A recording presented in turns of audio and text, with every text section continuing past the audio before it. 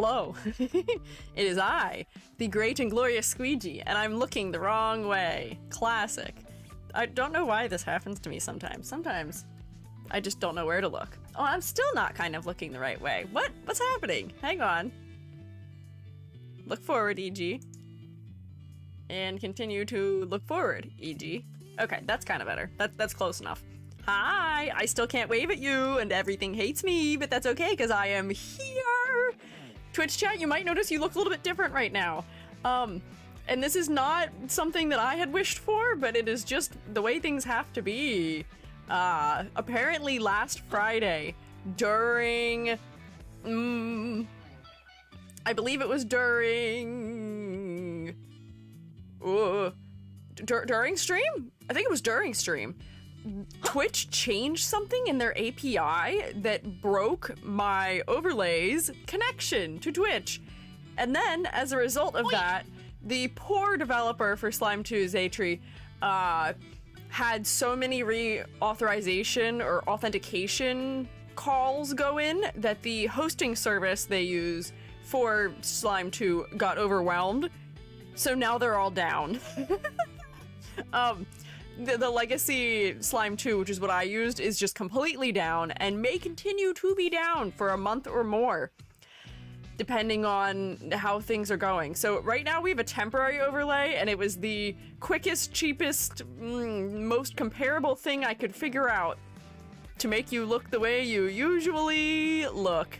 What can you do? For once, YouTube was not affected. YouTube was my previous chat that was broken, so now this chat is broken. And now I have a temporary solution. And then if we go to the other room, this chat is in there also. Everything's just a little funky. I still don't have hands. My hands still do not work. Oh, what else is going on? Oh, I'm really sleepy. I went back to work yesterday. Ooh. And boy, am I worn out. I was literally at work yesterday doing a bunch of miscellaneous nonsense while also trying to plan the stream for today. Because I knew I wouldn't have enough time to do it today. Because I spent most of today trying to reschedule people who originally were supposed to have critiques yesterday and tomorrow. I'm doing the best I can. I really appreciate the patience from everybody who had to be rescheduled. I appreciate it. Listen, I get it. I'm not happy about it either. I know there's some fellas who are rather unhappy about it. I'm one of those fellas. It's not just you. And unfortunately, this was something completely out of my control, so what can you do? Which, context, I didn't know I was going back to work yesterday until Monday. So, wahoo. How does it feel to not do hand motions to convey emotion? Oh, trust me, I'm still doing the hand motions with my hands. They just don't track. And I can't figure out what's wrong with them because my leap motion is fine. And if I go into like the leap motion specific things, it works okay. The light is on. If I unplug it, it dings at me. When I plug it back in, it dings at me. But there's just nothing. It just doesn't exist for some reason to Vignon, and I don't know what happened. I think it might be some USB drive tomfoolery. I don't know. It's strange. I'm doing my best. I'm being a very strong shroom. But I must admit, I may be a little underprepared for today. And that's okay. We can finish preparing together. There's a couple thank yous I have to do, apparently, it seems like. Let me see. Also, I don't think my sound effects are playing, and my Twitch thing that says what is occurring has moved. It's not in the right place anymore. Everything hates me. Why? Why is that occurring? I'm hearing the SFX? I can't hear the SFX. I have monitor turned on. I should be able to hear the SFX. Because usually it does a little thing for me. It makes a sound. Ouch. When people subscribe and resubscribe, but it didn't make a sound. I didn't hear it, but I saw it. I can see it in my sidebar, and I can see that there have been 2 others already this stream also. What the heck? At least you guys can hear. I can't. So, thank you, Rex, for gifting a sub to me, Chan. That was very kind of you. I hope the Shroomates did some good rotation for you, but we can rotate a little bit more now. Thank you, Rex. E.g. deaf arc. Oh no, I can hear some things. Maybe just selective deafness is what's happening. Just a little bit. Just a bit. Just a tad. I want the underwater badge. What is that? What is the underwater badge? I don't know the underwater badge. Also, Rex, welcome back. As if it were not enough that you were kind and welcomed somebody else into Shroom State. You have rejoined the Shroom State for 23 months. Welcome back. And Edward, welcome back for 70 months. 1 more month and I get that sweet, sweet 1.5 year badge. Hell yeah. Welcome back. Are you talking about the Billy Yelp or a separate alert? There is an alert that should play. I actually don't even know if you guys hear this one, but it's just like a little noise that it like makes for me. It is one of the Billy sound effects, but it plays it for me when people resubscribe and when people follow. So that way I know to look up and see and say thank you. But it appears they have abandoned me today. What benefits does the Shroom State give? Permission to chant is not included. That's false. Do not listen to my mods. They're lying to you. I shouldn't even say plural. One singular mod is lying to you. It gives you rotation ability and maybe clapping ability. And also, you could have a little fun little mushroom by your name because that's cool and fun and sweet and nice. Does it mean you will do streams left often because of your job? Perhaps, yes. What do you mean you didn't know? Our schedule for the fall semester came out on Monday. And for most, because most people who get their schedule that Monday, they're professors. So for them, they have like a 2 to maybe even 3 week notice depending on when their classes start. But I am not just teaching. I'm not just a professor. I'm also staff, and the staff return to work day was yesterday. And I didn't know, and my higher-ups also didn't know. My direct supervisor was like, oh God, oh God, I'm so sorry. I was like, it's okay, it's not your fault. I was a very strong shroom. I only cried twice on Monday and once yesterday. I don't do well with things changing very quickly when I don't know, when I'm not expecting things. I'm being very strong. I'm being very brave. There's no use crying about it, 'cause there's nothing I can do about it, and crying doesn't change anything. I was just a little overwhelmed. And also people were maybe a little mean about me having to reschedule, which I get it. I get it. You're not happy. I get it. I'm not happy either. But I'm sadly, this was out of my control also, as much as it was out of your control. I'm sorry, please accept my apologies. I am the strongest shroom in all of history, that's true. Any average shroom probably would have cried easily like 5 or 6 times the last 2 days, but I only cried twice. And I say cry as in like, mostly just me sitting here trying to work and like single tear running down my face where I'm like, this sucks. Apology video when? As soon as I learn to play my ukulele better. That's when I'll get to it. Today's a silly day to hear Squiiji's employed now. I've been employed, what do you mean? This isn't new, I just work seasonally. Teaching isn't a year-round gig. You only teach like, what is it, September through May? If you're doing university teaching. I started this position in February. Yeah, shroom employment. I am the most employed someone could ever be. I'm not just on staff, I'm also a teacher. I also stream as part of my job. I do consultation work. I do commission work as part of my job. I got like 4 whole employments going on for me. It's pretty crazy. But yes, as a result of my maxed out employment, we will probably be kind of not doing as many Friday streams anymore. There will be guerrilla streams on Friday from time to time, but not consistently. Not always. Only if I'm feeling up to it, which can really go either way. Happens. Tax season must be a crazy headache. Thankfully, the streaming plus commissions plus consultations all go to one bank account, and that is my business bank account, and therefore I can sort of lump those all together, and that makes it pretty easy. It's all 1099s. It's 1099s all the way down. So that's not that bad, but this year will be a little bit more interesting just because I wonder how my withholding will work for the other job I'm doing, because I started that position. I don't think I got my first paycheck until after a particular cutoff. I don't know what it was. We'll see how it goes. We'll figure it out. Taxes should fear me, if anything. I'm pretty scary at taxes. I'm good at taxes. Taxes should quiver in fear and hide from me, even, maybe. Yeah. But anyways, we should focus because I'm a little behind on my prep for today. Today, we are going to redesign a reverse 1999 character. And now, I did have a loose plan for one of the characters, but I wanted to discuss it with all of you, which character we are critiquing, or not even critiquing, which character we're redesigning, because I don't feel all that solid in my decision. Truly, this is a testament to the overall effectiveness of character design in Reverse 1999, that it is hard for me to make a choice, but a choice needs to be made.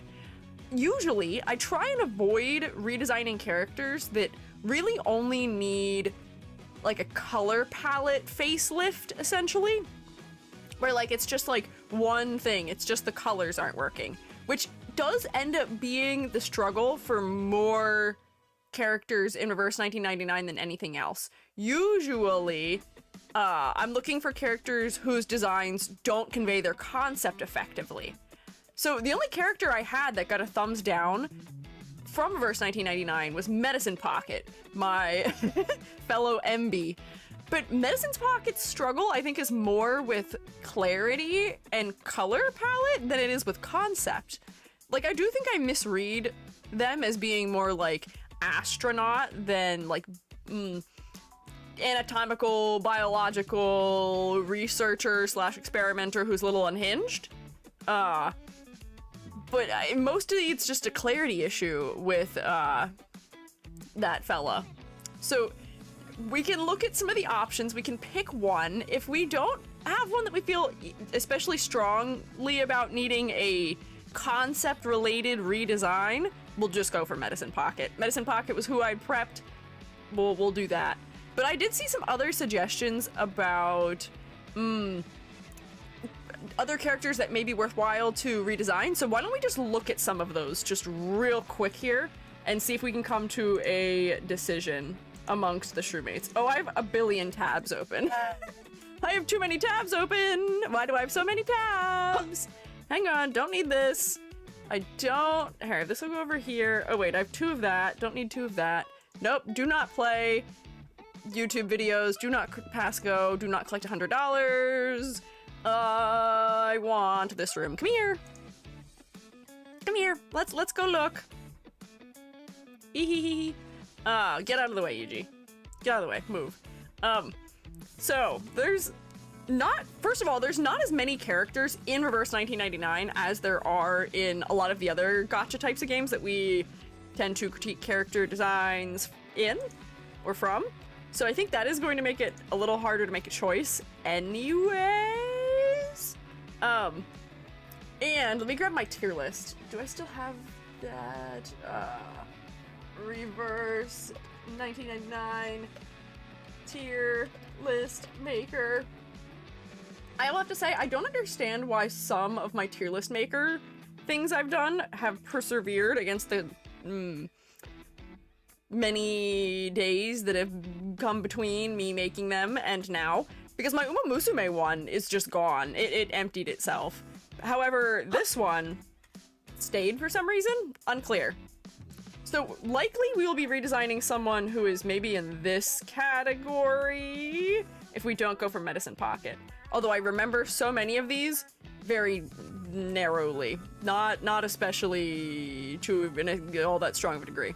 Are you open to new character suggestions? Yes, I am. Yes, I am. So the characters that I had pulled who seemed like they may be worthwhile to redesign were Rhiannon, who I think is a newer character, but people seem to be rather discontent with her design. I'm fully sure why they're all that discontent with it. I think it might just be because it's more formal, fantasy formal wear-esque than some of the other designs are. People are mad because she got reversed. What does that mean? People hate her because of story reasons. Oh, so it's not design-based? I saw complaints about her design. People were saying they were upset that her design felt too much like other gacha games and like it didn't fit within the world of Reverse 1999 enough, or that they were sort of disappointed that the mythology she was related to wasn't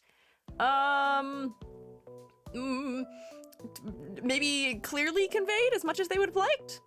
She was a military girl who got reincarnated. Her design is a little bit mihoyo. I would not go that far.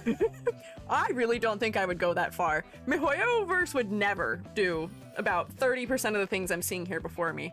Asymmetrical accessories on the head, big cape that is, you know, reflective of something related to the concept of the design. I think she's under-detailed if she was going to be in a MiHoYoverse character. I don't know if I'd go that far. Her outfits should have been fused together and the theme would show better. Not gonna get into spoilers, but they feel like her new design is not what her original design looked like. Interesting. The fandom doesn't like how many normal humans they've been releasing recently. Reverse means herself. Oh, so I guess these might be spoilers if this is a newer character. We don't know what the new Reverse timeline is like. Rhiannon's basically a different character than she originally was, which makes people hate the new design. Look up Meryl to see her old design. Okay, we can see real quick.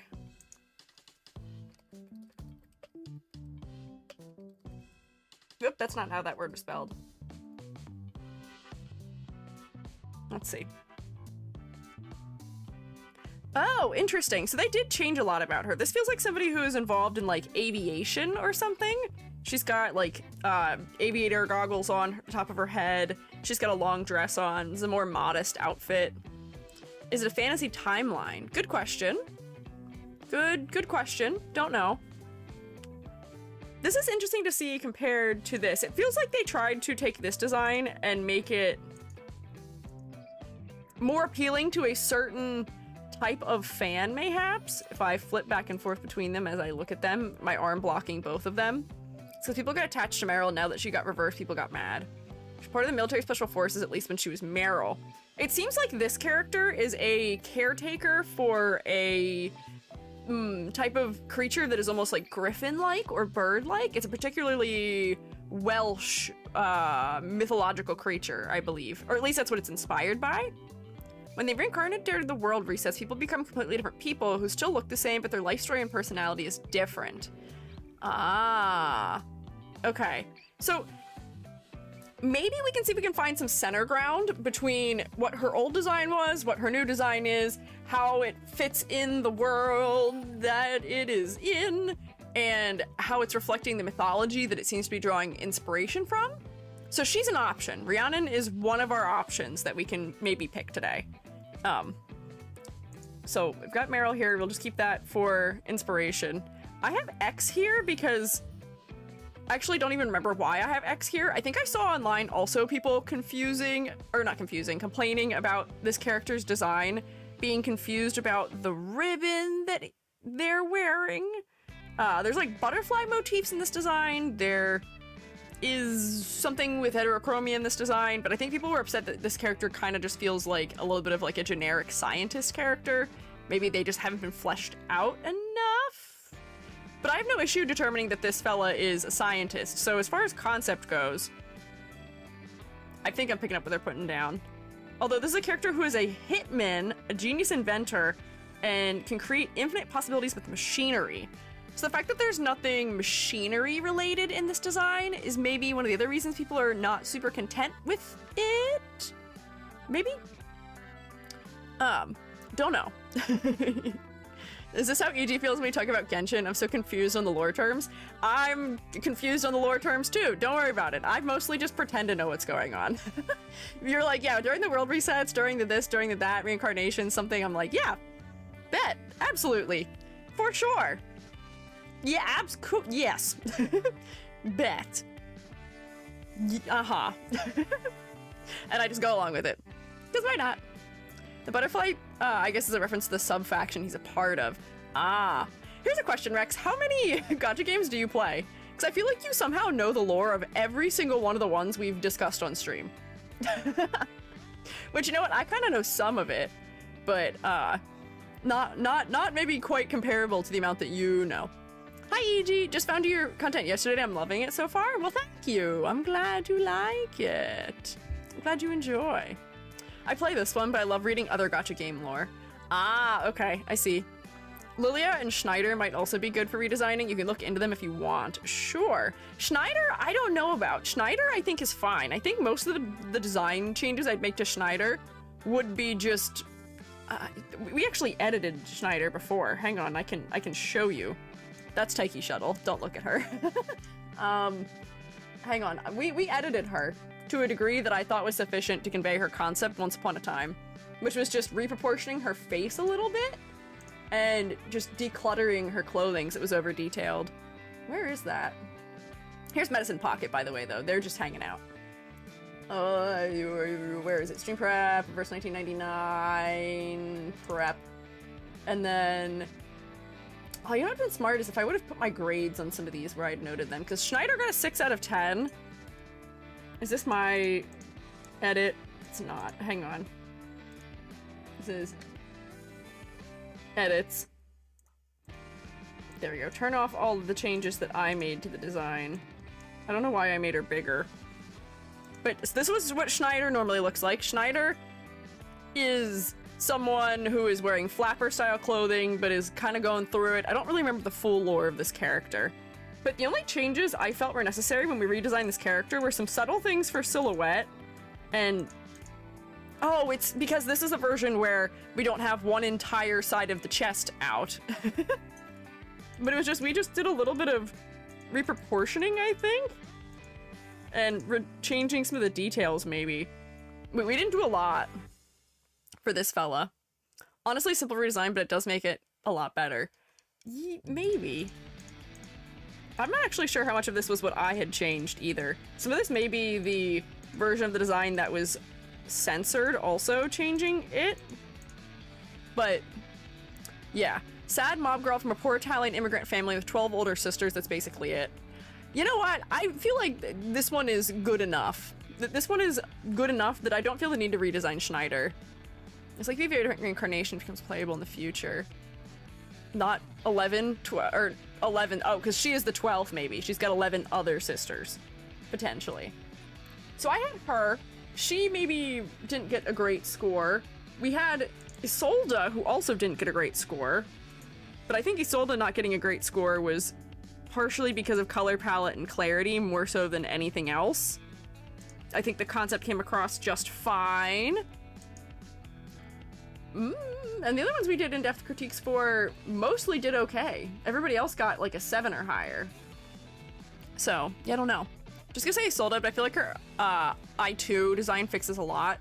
That's sort of a consistent trend I've noticed, where some of the other characters people haven't been a huge fan of, their other version, is it L2 or I2? I think it's I2? Solves the problems I was having with the design. I know Leilani is another character people are kind of bored of the design of, and I think it's just because she is lacking some pizzazz in her design. So I don't know if she necessarily should be tossed into the ring maybe, but I feel like she is just under-designed compared to others. Somewhere I saw people being discontent with Cornbloom? I don't know how this fella's name is said. With this fella, we got Medicine Pocket. You can see I was trying to find imagery for Medicine Pocket here. Medicine Pocket, who is a biological researcher who likes to destroy things. Leilani barely has any lore. Ah. Okay, so maybe not Leilani then. Close that. Lorentz Butterfly was who Rex had suggested. Who is in an event. This character might be somewhat recent and therefore may have some spoilers involved, but I believe they're a researcher at the same place that Medicine Pocket is, but that's sort of like a cover for being related to something else. For me, this is just a low contrast design. I don't really know enough about the concept otherwise to determine whether or not this fella needs a concept-based redesign. You know, maybe. Field researcher? Is that what this fella is? Nautica. Her original design is decent, but her L2 design is or I2 is a favorite in the game. That was, there's another girl whose name starts with L that a lot of people are not super content with the design of. Oh, where is she? Lilia. People were not a big fan of Lilia's design. I agree that she does feel like she is designed for a different game based on the cut of her clothing particularly, but one of her garments, is it this one? No. Wait, I thought she had one that solved it. She had a garment that I saw somewhere that made it work better. Lily actually got a redesign in the story, but she didn't get it as a garment. Oh, I bet that's what it was. But I'd seen something where I was like, oh, that works much better for her concept, where I feel like it places her within a time period more clearly. The clothing was a little bit more practical. I was scrolling down to see if they had it down here. This one. I don't know if I still am huge on the legs being out. Oh, that's her when she was young. Is this it? I don't understand why they didn't make that design playable.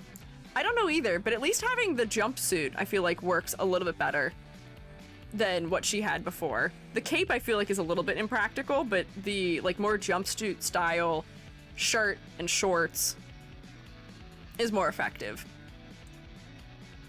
So I don't feel a need to redesign her because they have already done something with her that makes her design work more effectively based off the Night Witches and does give witch vibes. Yeah, her hat shape is doing a good job of that. Lorenz's ex's connection, and like him, she's subtly butterfly themed. Also, Squiiji, are you sure you weren't thinking of La Source? La Source is just a lower rarity character. I don't think La Source really needs a redesign because La Source is a, what, like 4-star character? Where is she? LA. La Source. She's a reference to a particular statue. Yeah, and she's a 3-star. So I don't think she needs to be super extravagantly designed by any means. So I feel like this makes sense for 3-star character design, unless we wanted to redesign her as if she was like a higher rarity. I don't know. Don't know. Butterfly is colorblind, right? Which butterfly? Are we talking about X or are we talking about Lorentz? Oh, Lorentz, whose name is Butterfly. Maybe. So it seems like the general feeling I'm getting from everyone across YouTube and Twitch is that maybe it should be Rhiannon or Medicine Pocket or Lorentz Butterfly. Recommend looking at Ramona's. People didn't like her design when she came out. Okay, we can look at one more. Ramona. Let's see, where I could just control F. Ramona. Let's see. This is honestly kind of cute. I imagine this character is probably some sort of like, the mop makes me think janitor. The clothing feels not vaguely, but somewhat indigenous North or South American from the patterns, but I'm not certain. Although she's got like some sort of, what do you call it? Not incense. Oh, where you have the leaves that you burn together. She's from Mexico, so the mop is a little unfortunate. Ooh, I could see how that could be the case. I could see how that may feel like it is playing into stereotypes, which would not be wonderful. People Mags is a Mexican character with a mop. Why does she have a mop? I feel like her design is sort of fine otherwise. Ramona is a crime scene cleaner and an exorcist. Okay. Also, there is a seagull outside freaking out. He is losing it. What is going on? She cleans after crime scenes. Okay. Yeah. Is the redesign more so just coming from the fact that people are not a fan of the fact that she does cleaning and is also Mexican? Because we're not reconceptualizing characters. We're changing their design to fit their concept better. So if the upsetting element is the concept itself, that's not what I'm here to do. Because if we just remove that, that's not really a redesign. That's a reconcept. That's us rewriting the character. And we can critique the writers for doing that, maybe. Ramona's from 1920s Mexico.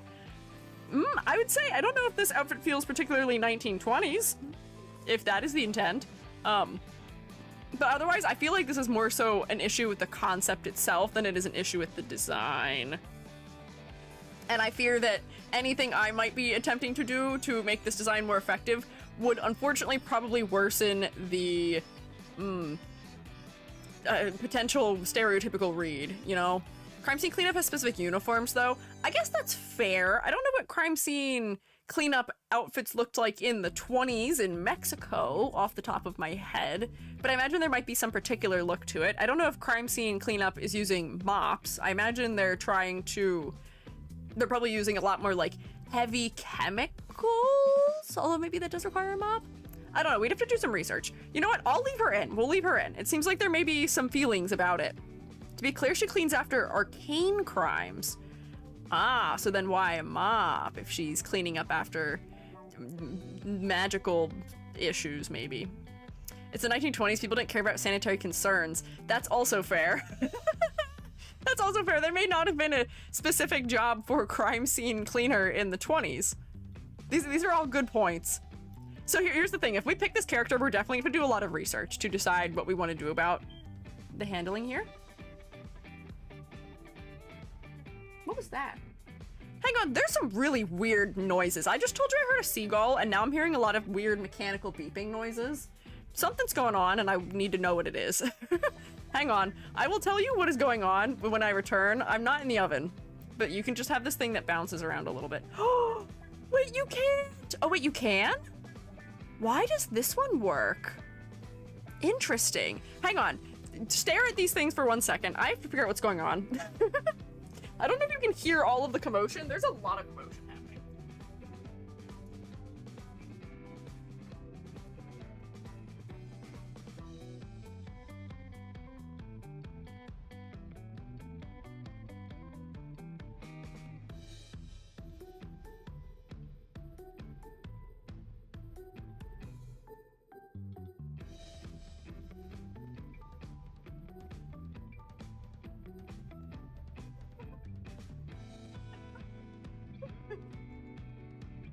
You are not going to believe what is going on outside right now. You're never going to believe what is going on outside my house right now. I am having a Face and Burp episode going on in the background. I just solved it. I don't know if you could hear me running and yelling. Just a little context for what is occurring outside my house. We had to replace our smoke detector recently because it reached the end of its battery life, and it's one of those smoke detectors where you can't change the battery in it. You have to change the whole freaking thing, which is super annoying. So we took the thing out of the wall, out of our ceiling, and put it in the garbage. And then we got a new one and put it in. I do hate them also. It is very annoying. It is outside. There is a seagull going through our garbage and they are doing something that is setting off the detector on the smoke detector that's in our garbage can outside the house. So I chased the seagull off.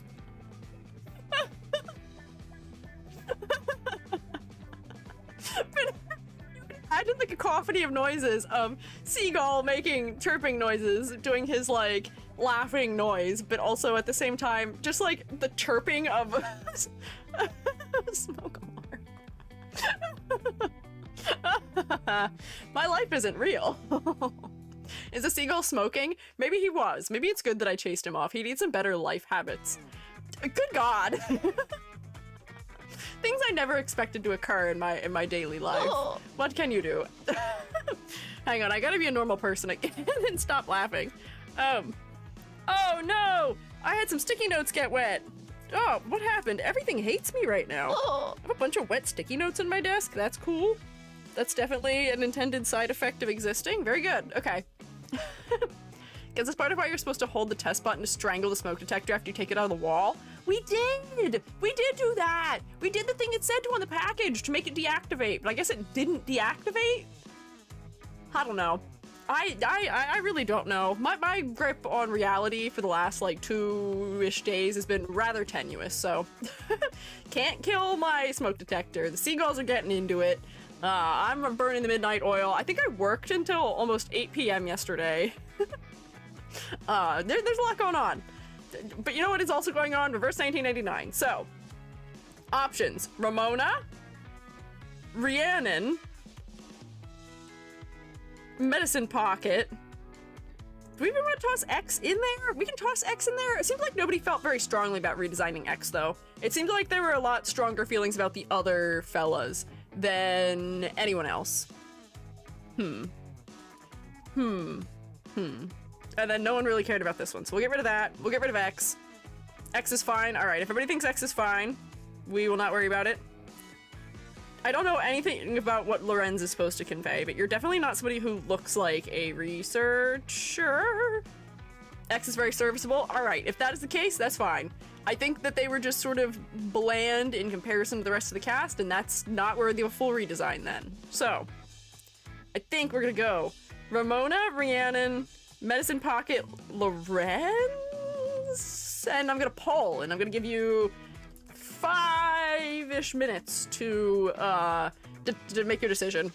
Look at the I2 for Lorentz. Okay. Sure.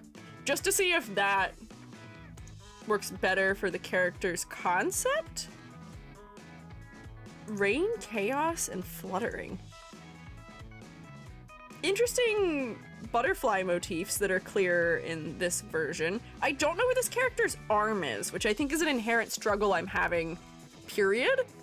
Just real quick before we vote, what is Lorentz's concept supposed to be? The world itself is a synthesis of chaos.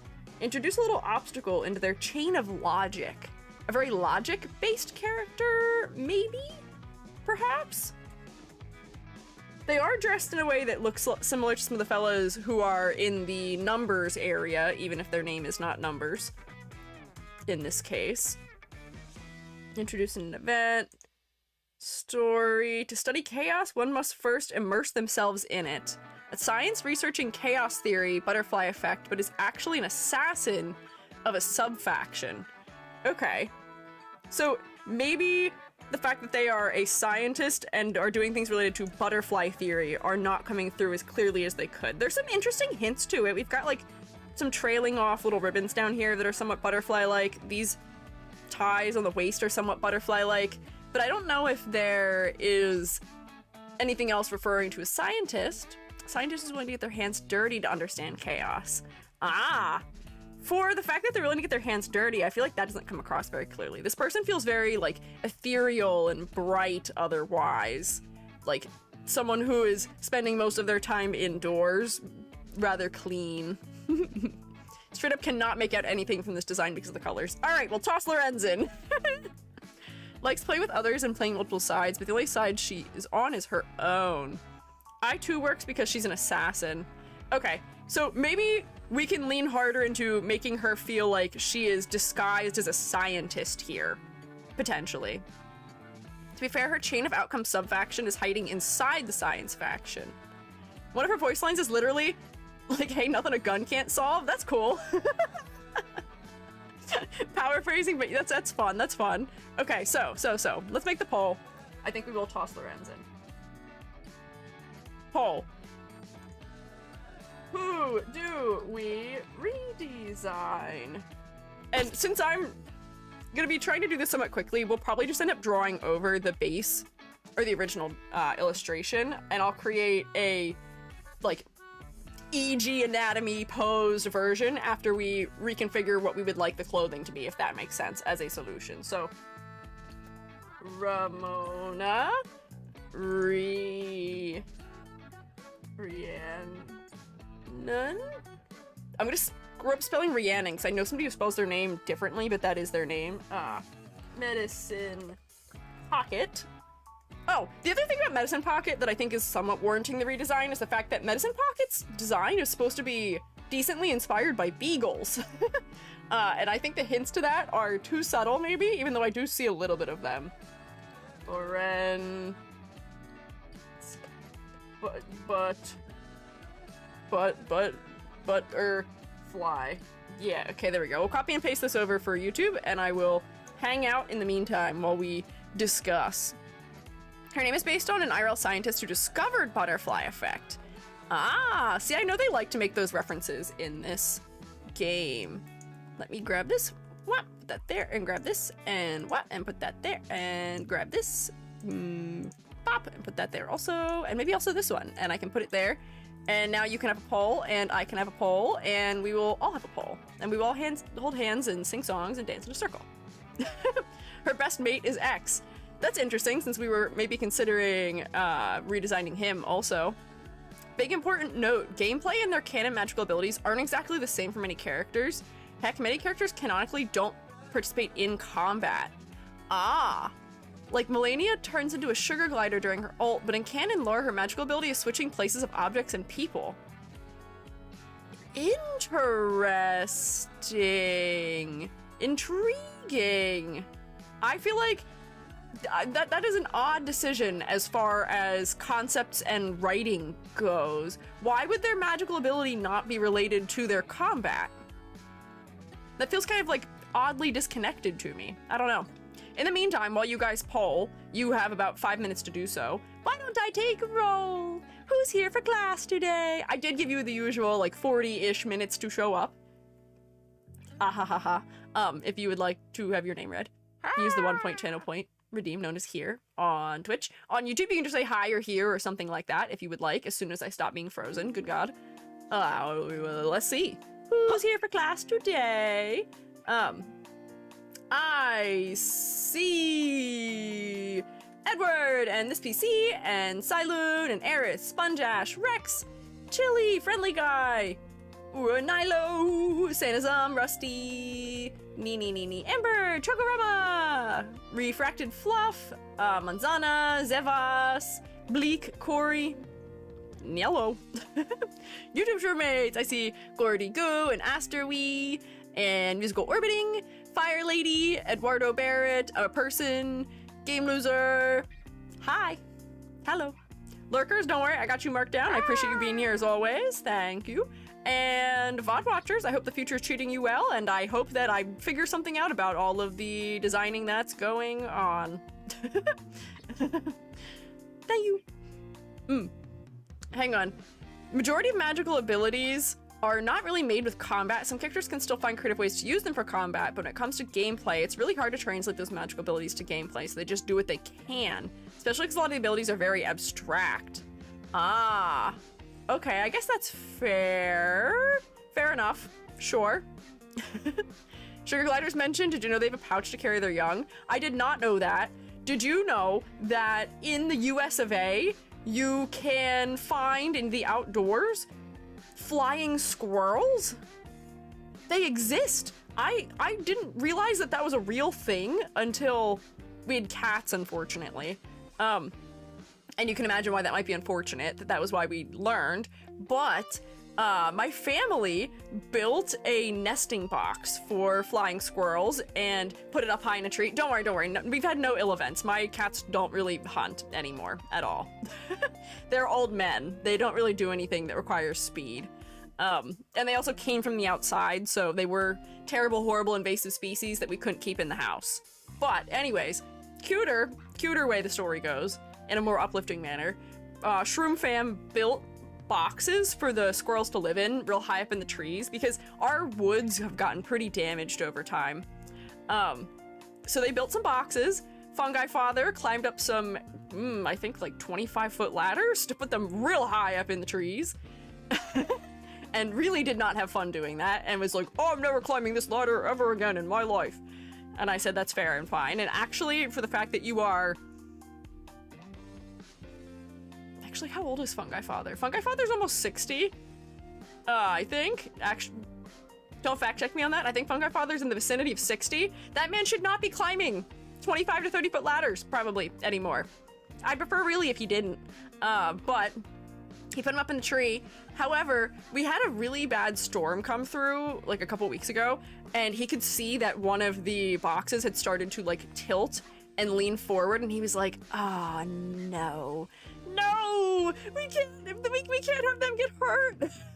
No. So Fungi Father did get the ladder back out and did climb back up the tree to go save the squirrels. And as he is up there trying to like realign it so he can drill it into the wall, there was in fact a family of squirrels in it, and they were in the box when he was going to go fix it. And one of them jumped out, literally like, I would say this sounds horrifying, but like face hugger style, if you're familiar with Alien, it jumped like fully flattened out on his face and scared the crap out of him. He's like, I nearly fell off the ladder. He's like, thankfully I had enough wherewithal to like hold on tight, but it was such a jump scare. And then it was like 3 of them. So that one flew off, and the other 2 like jumped out, one onto him and then off, and the other one just jumped straight past him. You never expect a flying squirrel jump scare, huh? Also, it does look like Lorentz Butterfly is our winner, so let's figure that out. All right. And that, it was somewhat close though, across the board. So we'll have to make something for this fella. We'll have to make something for this fella. Let's see. Gameplay, character, doesn't really matter when it comes to their design, I guess, but I don't like that as an answer to many questions. I think gameplay should be something we can sort of suss out about a character by looking at their design a lot of the time. I think that is what makes designs more effective. Okay, so we have Lorentz Butterfly. I may decide to do my redesign using the chibi version as a base, just because I feel like that might be more fun, and that also will probably be faster. Where's your chibi? Chibi. Here's little guy. Oh, your arm is made out of gold. This is your arm. I see. Got some truly peculiar object floating over there. There we go. Hi, my amuse. To be fair, verse 1999 allows for very symbolic fights, unlike FGO, where most of the early fights happen in the narrative because the devs needed gameplay interactions. Ah, I see. Yes, the chibi does solve some of the color clarity troubles. It does push this to be darker and more green. It makes her hair darker. There's definitely a lot more clarity in the chibi, even though the arm is still not super clear if you ask me, unfortunately. So, I'm gonna keep this fella here. Let me make a pure ref so we can start gathering some resources and references and start making some notes. Oh, wait, hang on. I need to copy and paste these. Wee. Wah. Perfect. And also, wee. Wah. There we go. Okay. And this comes down here now. Beautiful, perfect, incredible, amazing, spectacular, stellar, stunning. So this is pure ref. This is what I use for collecting all of my references when I do any amount of character design or redesigning. We'll start from scratch. I didn't have to do this for the previous ones we did. So I'll make the chibi bigger so we can see it next to the design here a little better. Let me get a note. This is OG design. So what did we say was and was not working about this design? Because we can start putting some details down. Ingus, thank you for the bits. I appreciate it. Very kind of you. Her palette's kind of like that because she's colorblind. Listen, I know colorblind people in my real life, and that doesn't make them dress like this. I know somebody who is both red-green and orange-purple. Not orange-purple. Is it orange-blue colorblind? There's like 4 whole colors that they cannot figure out, essentially. The difference between, or not difference between. It's just like their color vision is really, really severely limited, and they don't dress like this. Usually, I've found that the people that I do know who are colorblind dress in a way that relates very strongly to value contrast, because that is what they can perceive more clearly.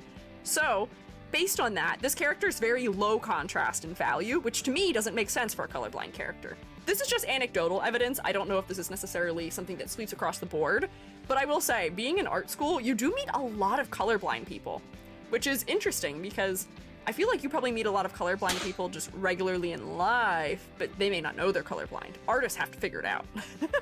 We've been raided. Hi, welcome in. Jin's Creation, how are you? I'm EG, I'm a freelance artist Fungi, and I'm also an art educator. We're doing some redesign work today. We're redesigning a character from verse 1999. This is Lorentz Butterfly, and we're currently discussing colorblindness. Because this character is in fact colorblind. But roommates, please rotate for the raiders if you'd be so kind. Offer them a game of volleyball, mayhaps. What were you up to? How was your stream? Thank you, Mons, for getting the shout out. Also, it looks like you may have been playing Minecraft or maybe chatting recently, potentially. Yeah, doing super good. Reverse 99 designs. Ooh, ooh, ooh. I hope is interesting to you. Ko Ivy, thank you for following. Also, I appreciate it. Very kind. We were discussing color blindness. I don't know if anyone who rated in knows much about color blindness. I am not colorblind, but this character we have here is colorblind, and we were discussing how that may impact the way this character would dress themselves. To me, I feel like that the way they've dressed themselves is counter to my expectation for color blindness, because if you have clearer ability to perceive contrast in value versus ability to perceive contrast in hue, you would more likely dress in clothes that has a greater range of light and dark values, whereas this character has a very minimal, very narrow value range happening. Maybe they asked a friend for the specific color, maybe. What type of color blindness do they have? That's a good question. That's a good question. Not colorblind, just regular blind, but I find it doesn't affect the way I dress much. Interesting. Maybe they winged it. Also maybe. Giggling, this character just looks green to me because it attacks my specific color blindness. Wait, interesting. Wait, so you have color blindness, and this character just looks green to you. Intriguing. There's a puzzle in the game that shows her color blindness. They do have a slightly like green, like yellow tint. They're kind of narrow in their color range also. Protonopia, I think. Okay, hang on. Let me make some concept notes. Oh, but Raiders, if you guys need to do things like eat or drink or snort me, please take care of yourselves. If you want to stick around and hang out and participate in our redesigning, you are welcome to do so, but please look after yourselves first and foremost. Concept. You all were telling me what the concept was, and then I stopped looking at things, and I got distracted. Oh, hang on. I forgot. There we go. There we go, and then this can be maybe a smaller font size. Okay, so scientist researching butterfly effect, not afraid to get their hands dirty. This needs to be wider, and the font is too big. Just in general. There we go. That's better. Okay. Not afraid to get their hands dirty. Interested in chaos? I think that's something we noted. I can be learning about chaos. Colorblind. And the colorblindness was protonopia. Great. Are my colors fine? That's a good question. There was a colorblindness test that went around on Twitter a while ago, and I think my design was okay for most types of color blindness, mostly because I had a very wide value range, but that was for my base design. My current version, I don't know if I ever actually tested. How do you plan on redesigning her outfit aside from the color, like shape/fabric or texture-wise? We're getting there. We'll get there. We have to sort of work out which elements are working in the design and which elements are not working in the design, and then that'll help me determine which parts should be modified, replaced, edited in some capacity. We'll see. God, I have so many hand gestures that you guys can't see right now because my leap motion isn't working, and it makes me so sad. So, scientists researching the butterfly effect, not afraid to get their hands dirty, interested in learning about chaos, they're colorblind. Let's see if we can glean anything just very quickly about this character off the wiki from the story before I move on to noting down the pros and cons of the current design. Chaos subfaction hiding inside science faction. Balance between visible loyalties. Okay, so where I've lost my browser page. Here we go. Chaos subfaction within scientist faction is a good note. Is also a cold-hearted manipulator. Gets her kind subordinate to shoot her superiors. Oh, okay, so we actually don't have any personality descriptors of her. So she's cold-hearted. But you know what? The sort of lighter color palette for her, I does think or I does think, oh god, English language. I do think helps to give her a slightly more clinical read, maybe?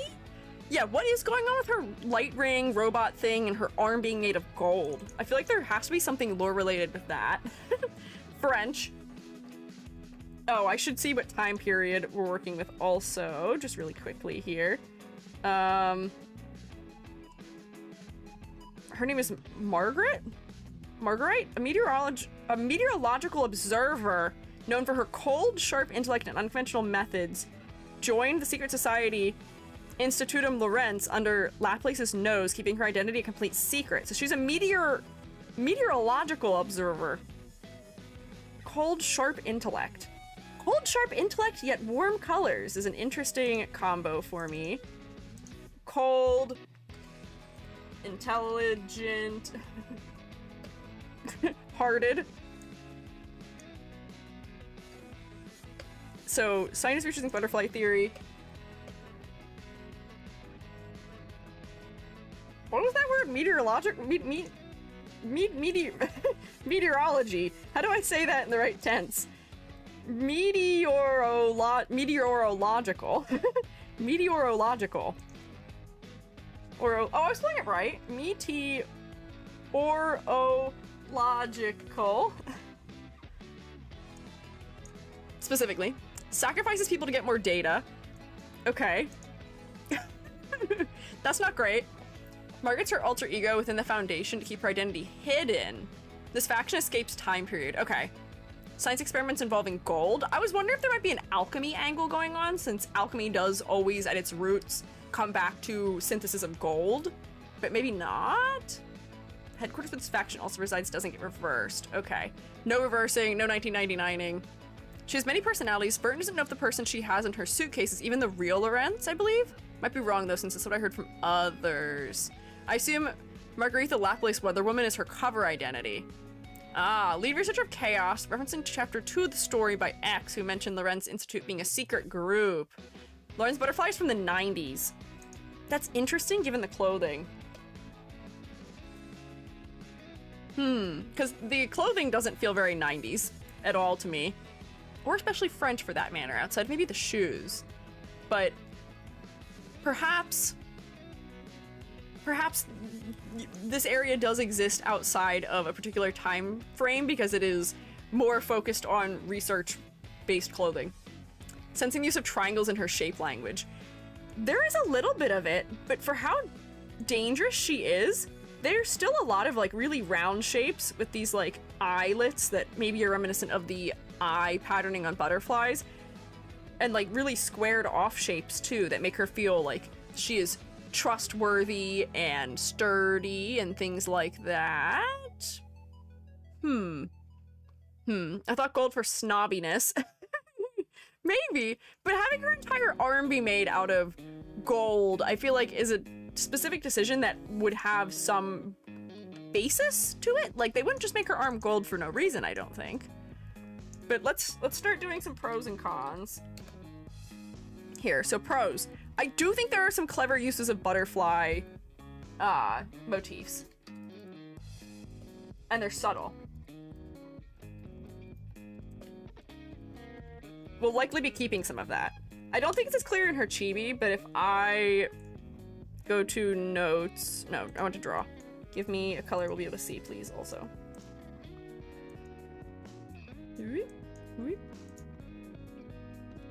Like, this is shaped like the tail end of a butterfly, which works pretty well. And then these elements here, I feel like are probably a reference to sort of the eye-like patterns that butterflies have in their wings. I imagine the striations here are also meant to reference some amount of like the shaping you get inside of butterfly wings.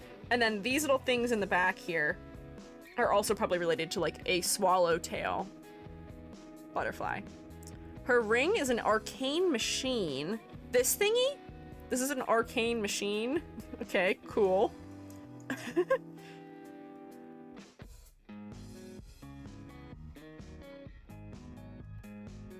That doesn't particularly mean much to me right now, but we can figure out what that's about at some point. She's a very interesting character. I'm seeing that. I feel like her machine could be more closely related to something that feels visually chaotic visually meteorological or something of that capacity? Because it does feel somewhat disconnected from her, other than just the repeated use of circles in the design. So, okay, some notes. What else works about her design? I think there's a nice amount of asymmetry from having some of the like sash-like elements going across her body. And I would say that her sort of like expression does convey her personality.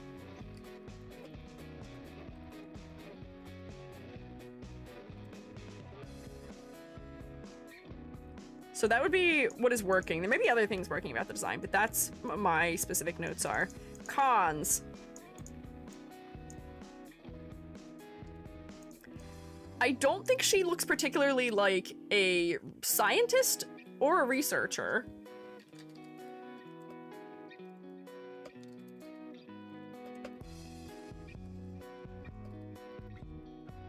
Especially since the faction she's hiding in does have a pretty specific uniform, which is what Medicine Pocket and X and who's the guy who's got head is just an orb but it's gold? Those fellas. They all have a pretty consistent way that they seem to dress, although is this a different faction? Ulrich, yeah, that other fella. Just to clarify, their faction is the one that she is pretending to be a member of. I feel like I just have to make sure I understand this for concept reason. The machine she wears is basically a 3D printer that can do stuff like make her sniper rifle. Ah. Hey, I work with 3D printers. This doesn't look anything like a 3D printer. This is not... We can reference 3D printers. Give me some Bowden tubes and some XY axes, things like that. I know it's probably magical, but if you reference a non-magical version, that'd probably help.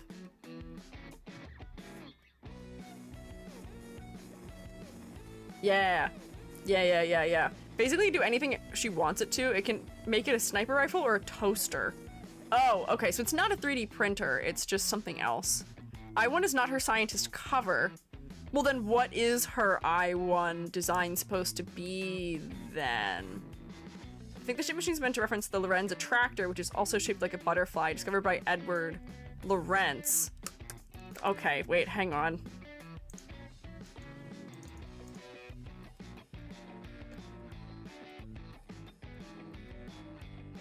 Tractor on back. Okay. Yes, notes. It isn't a 3D printer, just a way to explain it. It's basically like a computer. You give it the code and it does whatever you want. Oh, okay. Can I remove that? There we go. Never mind. Remove that. In the story, she wears her L2 from what I remember, which is when she is acting as an assassin? Question mark? Reverse 1999 would be the game to have a playable character that's just straight up a Bamboo Lab 3D printer. Yeah, I'm gonna design a Gachinka for my Anycubic Photon Mono M7. And that'll be my Reverse 1999 OC. Hang on, so I think we're running into a fundamental trouble though. What is this design supposed to be? If the design that is meant to convey who she is in the story is her I2, where she looks a little bit more like an assassin, what is this one supposed to be telling me? Is this just like a casual outfit that she wears for fun? Why is she wearing this? Why would she... What is this? What is this version of her? What is this? Does she wear this in the trailer where she's Marguerite while working in Lapis? I can find out, maybe? She wears this outside. These are her scientist clothes. Okay, so if these are her scientist clothes, she doesn't resemble a scientist or a researcher. I'm going in a circle here right now. If these are supposed to be her scientist clothes, she does not look like a scientist in this outfit. Both, basically. Okay. So, does not resemble a scientist or a researcher, especially much. Very low clarity. Which is mostly from values. I think the color palette is interesting.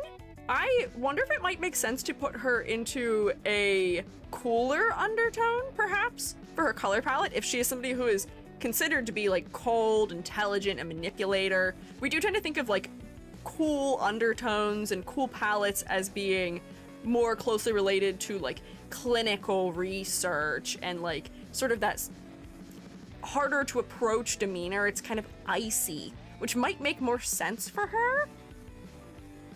You don't always necessarily have to do that, and granted, these are cooler yellows. She's also rather desaturated, which isn't as friendly.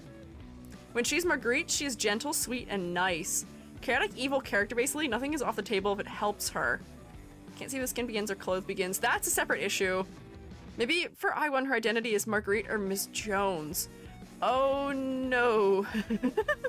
Oh no. Looks like she's going to a fancy funding event. She does. Laplace uniforms are very individualistic and customized, so she can get away with a gala dress by way of it. Oh no. Okay, hang on. L1 is outside wear, L2 is Laplace. Okay, wait. Okay, hang on. Stop. I need to start over right now. We're gonna start over. Start over. I'm purging my mind of all knowledge and information about her. It's gone. I've emptied my brain.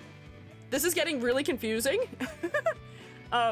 And I think it's because there is some complicated lore going on, and we are handling a character that is disguising himself. So, what do we know about the character when they are intending to be dressed like this? What do we know? What do we know about this character when they are intending to be dressed like this? We've descended into chaos, I know. So, I think what it seems like we know is that this character, when they are intending to come across this way... Nothing. I don't know anything. I know nothing. I don't know anything about what this character is supposed to be when coming across this way. Nice, considerate, timid, but reliable. And you know what? If that is how they're trying to come across this way, I think it's kind of working for the most part. Represents chaos. Okay. You can't see all the goofy arm gestures I'm making. So, this version of the character is supposed to be the nice, considerate, timid, reliable guys.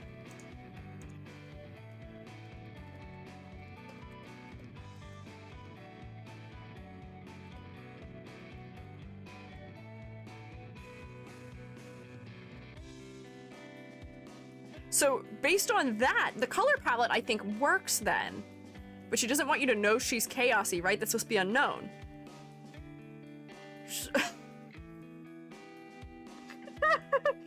I think we've picked too complicated of a character here. Thank you for blanket.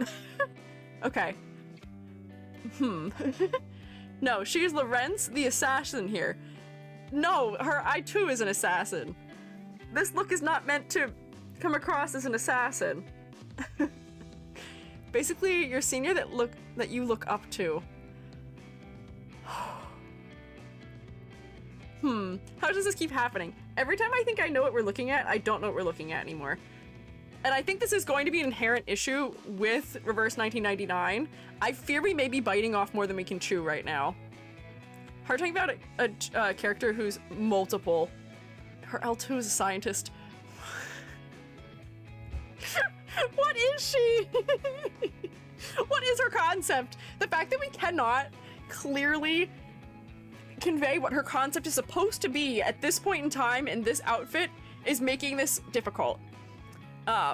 What is the surface level? What is it that she shows to the world? In this outfit, I can get the understanding that she is somebody who may be pleasant, may be somewhat timid. We do tend to associate lighter colors and warmer colors with those elements. So for that, if that is what we are trying to convey, I think that works. I think that makes sense. I think that is working. According to lore, dual identity thing is like a spy and not like those split personality disorders. That's true. We need to know what she's trying to convey. Yes. What is she trying to convey when she is dressed this way? What is she trying to do when she looks like this? What is the point? What is she doing? What is she trying to do when she looks like this? She wears this outside. We heard that. We got that one. We figured that out. She's blending in. Who is she blending in with? Which people is she blending in with? Which faction is she blending in with? Is she blending in with the researchers? Or is she blending in with somebody else? Laplace researchers. Okay. So. Laplace scientist researching the butterfly effect. She is doing that. She is trying to, or blending in with, which I need to see what a Laplace person looks like. This is her Laplace outfit because that's what she wears in interactions. Okay, not Laplace. That's the truth. Only character we have that is more than one identity. I think we need to move to a different character. If I do not figure out what is going on with this character in the next 5 minutes, we will pivot. It will occur, and I will just redesign Medicine Pocket. You cannot stop me. Laplace is like Medicine Pocket, X, Lucy, Enigma, Ulrich. Okay. Okay. Okay. Okay. So, she is trying to blend in with Laplace scientists, researching the butterfly effect. She's not afraid to get her hands dirty when she is in this particular persona. She's still colorblind. Is she hiding that she's interested in chaos? Don't know. But her outfit is at least somewhat chaotic. I can see that much, at least. And maybe when she is acting as a scientist, she is pretending to be a nice, considerate, dependable person. Potentially. Sure. At least Medicine Pocket is very much themselves. I think she's just blending in with the Arcanists. There's too many different Arcanists with different outfits so that anything could go. Which are the people in the Foundation and Laplace don't know about the Butterfly faction. It's more of a secret. Oh, so the Butterfly thing's being subtle is intentional. Okay, I'm doing a re-rolling. I'm doing a re-rolling. We're re-rolling. I'm doing a re-rolling. We're not redesigning her. We're not redesigning her. I think the only problem is color palette.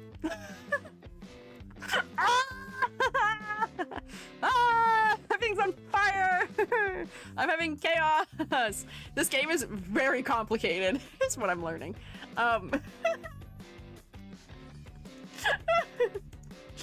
Let's save this and we'll try something else. What a nightmare. What a nightmare. Hang on. Gameplay is very easy. Hell yeah. I'm sure the story is incredible, but for us trying to do something that is like quick to the point and to develop a basic understanding of her, it ain't working.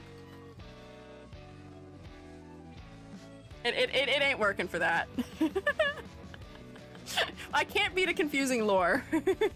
I can't beat it. Story needs a ton of context. Sure, fair. Let's make a new one of these. Let's do something new. New scene. Beautiful. Mwah, incredible. Who was the second place winner if I scroll back in time? I think the second place winner was Rhiannon. Rhiannon, I think we can understand the concept of. Probably a little bit better. I saw your Move Week outfit redesign. It was really cool. Thank you. How many characters you played on design during the stream? One. One. I'm too slow for anything more than one. Okay. Try again. Take two. Rhiannon. Rhiannon is the design people were discontented with because they felt like it was too much of a departure from the original way the character was conveyed, which is when the character was still Meryl. I know this one's probably going to also be somewhat confusing because we're doing something that is a character but in a different version of themselves. That's fine. I'm ignoring everything other than whatever this particular character does, but I'm putting this one in here so I can just see where it came from. People felt like it was a betrayal of the original, and I think the other complaints were that it was too fantasy formal wear adjacent in a way that felt out of place to them given the rest of the context of the game. And also, they feel like the mythology that her design deals with was not properly handled, or like isn't brought in as interesting of a way as it could have been. So, concept. She is Welsh. And she tends to a particular species of bird-like creature, which we do get from her design. I don't need that one, I need this one. The bird-like species, which is called Adar Lunchguins. I don't know how to pronounce Welsh. That looks too fantasy for a game that takes place in the 20th century for the most part. Sure. Let me stick this in here because this is what she's tending to. Oh, nope. If I Control Shift V, there we go.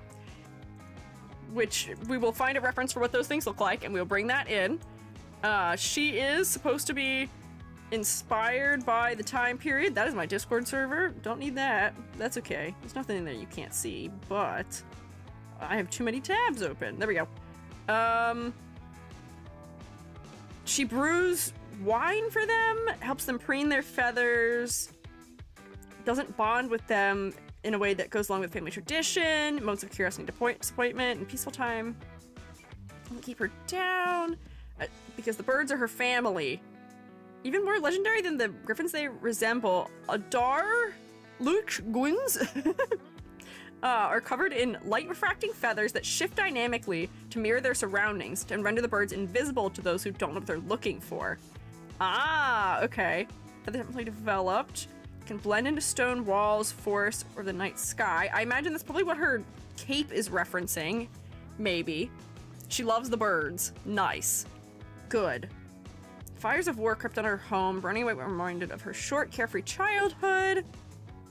Took root far from home. Rhiannon chose constrained freedom instead, secluding herself with her mother to protect against the last of them. There's an orchard that was planted. Threw herself into caring for the flock to prove herself as a proper grown-up. Okay. And then these are the birds, I imagine. Sure. Grab a bird. I'll get one of those. Nice. We'll take a bird. Thank you. Pop. Some iridescent feathers. Nice. She loves the birds. Cool. Next patch is revealing her current incarnation time era. Interesting. Birds are fat. Basic summary level. Foundation field operative. Cowardly lion who found a resolve after multiple scenes of being a jittery girl. Rhiannon. Magical bird keeper who is all the competence Meryl didn't have. So magical. Need that. Need that as a note. Bird.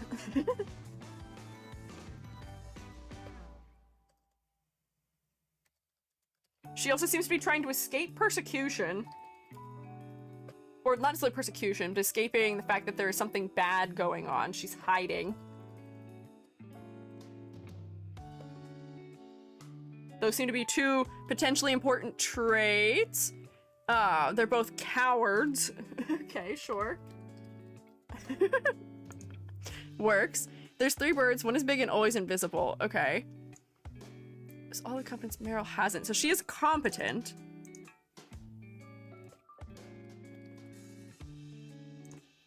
And then, whoop, let's find out. Let's see. There's this guy.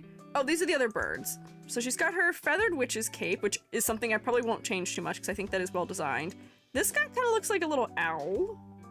Perhaps. We'll bring this guy in just as a reference. Nice. Little guy. That one has darker colors. That's the one that's on her staff also. Is that persecution lore part of Meryl but not Rhiannon's? It seems like it's a part of Rhiannon's also. It said that fires of war came and that she is hiding to try and protect the last of the birds that she cares for, potentially. So that is seemingly still relevant to her. Want to look at the L2? Yes, I can. Why? Does that relate closely to her concept, maybe? Let me see. Garments. Migration of her heart. Oh, I did see this. This feels a little bit more steampunk, which I feel like fits the type of fantasy they're going for maybe a little bit better. But I'm not sure if it's all the way there. The asymmetry, I don't know if works for me either, and I still am having clarity issues. Something for both, but Rhiannon and Meryl are very different but very similar. Where's the thumbnail art from? I don't know. It's official art from Reverse 1999, which is funny because it's Medicine Pocket. I'll change the thumbnail to be Rhiannon after I have something drawn for Rhiannon so that it matches. Would you like some Welsh fashion refs? Hell yes. I will hunt for some also, but if you have some on hand, that'd be lovely. Overview. 1930s. She's a 16-year-old, so she's a kid. I keep going to the wrong place. Whoop! Oh, we've been raided! Oh, hi, Purple Rose VA! How are you? Welcome in, I'm Squiiji, my freelance artist Fungi, and I'm also an art educator. Oh, we are doing some verse 1999 redesigning. We've had a little bit of a bumpy road so far. Our first half an hour of attempting to figure out what we're doing has not been fruitful, but we're locking in now. We're redesigning a character named Rhiannon to maybe reflect the world a little bit more effectively, potentially, maybe. Yep. Shroommates, can you rotate for the raiders instead of sniffing them, please, if you'd be so kind? Don't sniff them. That's maybe considered to be off-putting to some, maybe. But mods, thank you guys for getting the shout out. Very kind of you. It seems like you may have been playing some Warframe or Slay the Spire recently. I hope you had fun with it. I hope you enjoyed.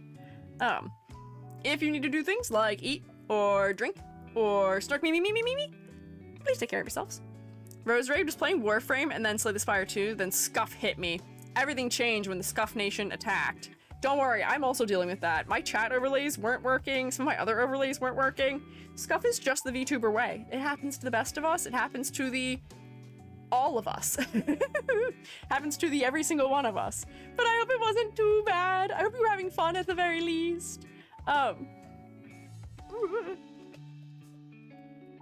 Thanks. We've been trying to figure out a character to redesign from Reverse 1999 and having maybe a questionable time doing so. We got very confused with a different character, so we're pivoting. We're doing a nice little pivot right now. I love me a pivot. 16-year-old in 1930s.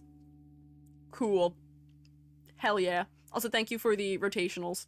Sent some refs on the server. Thank you. I will grab some of those immediately. Lovely, lovely, lovely. Ah, Welsh traditional fabric or outfit refs. Oh, wait, hang on. I'm already having thoughts. I'm already thinking. There's brain things cooking already. Types of garments that we would not find in fantasy formal wear already. Something that is wrapped like this and then could also be wing-like? Oh, maybe? Rhiannon's part of a witch family. Technically, she's a witch. They're the ones that the bird belongs to, but because the witch hunts the family... Oh, because of witch hunts, the family went into hiding. Oh, okay, so it's the witch hunts that have put her into hiding. So, in hiding because of witch hunts. So she's a witch. Is this something where this is a disguise where we shouldn't know she's a witch, I wonder? Because that could be something to think about. That's the pilgrim hat. A little bit. Please bear with the images. My hand's burnt right now. I'm working one-handed. Oh no! I hope your hands feel better. Went into hiding because of the witch hunts, but she was found because of the war. Okay. Oh no, spoilers. Haven't done her story yet. Ah, spoiler warning, perhaps. Spoiler warning. Maybe. I don't know if these are things that relate to the end of her story or the middle or beginning, but do just be aware that there could be spoilers here. Maybe. We're pivoting. We're figuring things out. So hang on. Got that. Okay, that's very similar. Ah! Some tearing on the sides. Nope, don't save the image. I would like to copy the image. Thank you very much. There we go. Bam. I did see that there were some very small Celtic knots in her design, which might be something beneficial to keep. If you look here, in this version, she's got some Celtic knots. I don't know about the wing elements, although I feel like this is an interesting way of handling a texture. Personal story, main story chapter, she was Marilyn reversed. Might be worth looking at the book version of Howl's Moving Castle since that is inspired by Welsh culture. Interesting. I do want to look up these creatures just very quickly. Let me see if I can find any other Welsh clothing or any other bird-related clothing. I like her cape, but I can't help but wonder if there's a way we could make her cape look more like something that's like a traditional garment. Because I do think that the clothing she's wearing here feels a little bit just like generic fantasy, and that's maybe the trouble people were having. Maybe. But yeah, no pointy hats for her if she's pretending to not be a witch. Having a hood over her head is maybe enough of a slight suggestion. I'm going to dive into my Pinterest because I have some things that may be enjoyably bird-like in here. Bird. Maybe a little bit of bird up in the house here. Oh, bird-like wounds. I think that's unfortunately AI nonsense. Oh, there's mentioning like helmets and stuff. Birds mentioned. Hi, Ree. How are you? Ooh. head coverings. Ooh, I wonder if we could replicate... These aren't necessarily hip flounces, I don't think. They're like aprons on the side of the body, but we could maybe have some sort of tiering on there. I do feel like the silhouette of this overlayer is more specific than the silhouette of this also, so maybe we combine some of those elements together. We'll grab some of those bits and bops. Maybe. Wish they kept the cape. Yeah, I'm also wishing they kept the cape.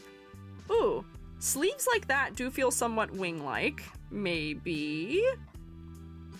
Oh, there's just bird patterning on that. I was like, why do I have that in here? Wings on the chest. Some birds. Feathers on trim of the jacket. Oh, hair that feels feather-like could be an interesting option. Because she does have a long ponytail already. Not be too on the nose, but maybe. It's based on a Welsh goddess, and the birds reference both mythology. Maybe you can look them up to get inspiration. Yeah, we will be grabbing those fellas for sure. It's a bird design, and you're adding the side dress things to make it wings, nods. Wing bra is cool, but yeah, no, not reverse 1999-y. I'm picking just some things that feel like they could be inspirational here. Then we're gonna grab some more Welsh inspirations, because I don't think I have enough of them right now. There's another wing cloak cape situation. Oh, oh, wait, hang on. There's not, I don't really want this, but bird cages. If there is a theme in her story that is about hiding, protecting, being a coward, and things like that, having something that references a bird cage might be a good idea. Whoops, didn't want to do that. Hang on, stop. Notes. Add bird cage motif. Perhaps. I also didn't really detail what was working, what wasn't working very clearly, so let me do that also here real quick. So, pros. I think her cape is fine. The entirety of the cape is great. The purple, brown, pink color palette is nice. It does feel somewhat magical also, which I imagine is intentional since she's a strong magic type of character.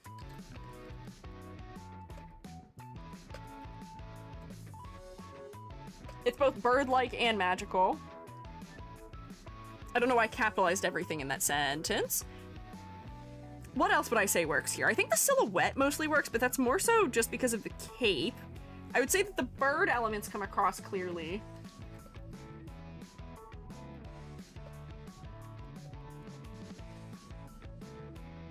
And the tuft of her hair does feel a little bit bird-like also. The way that, like, the fringe works right here. It feels a little bit owl-like, which is interesting. The Celtic knots are maybe good, but I think that they could be clearer also.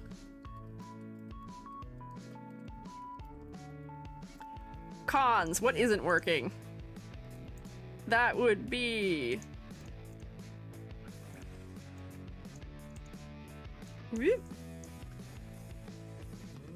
Clarity inside of her cape is not great. I would say that her outfit feels a little bit generic.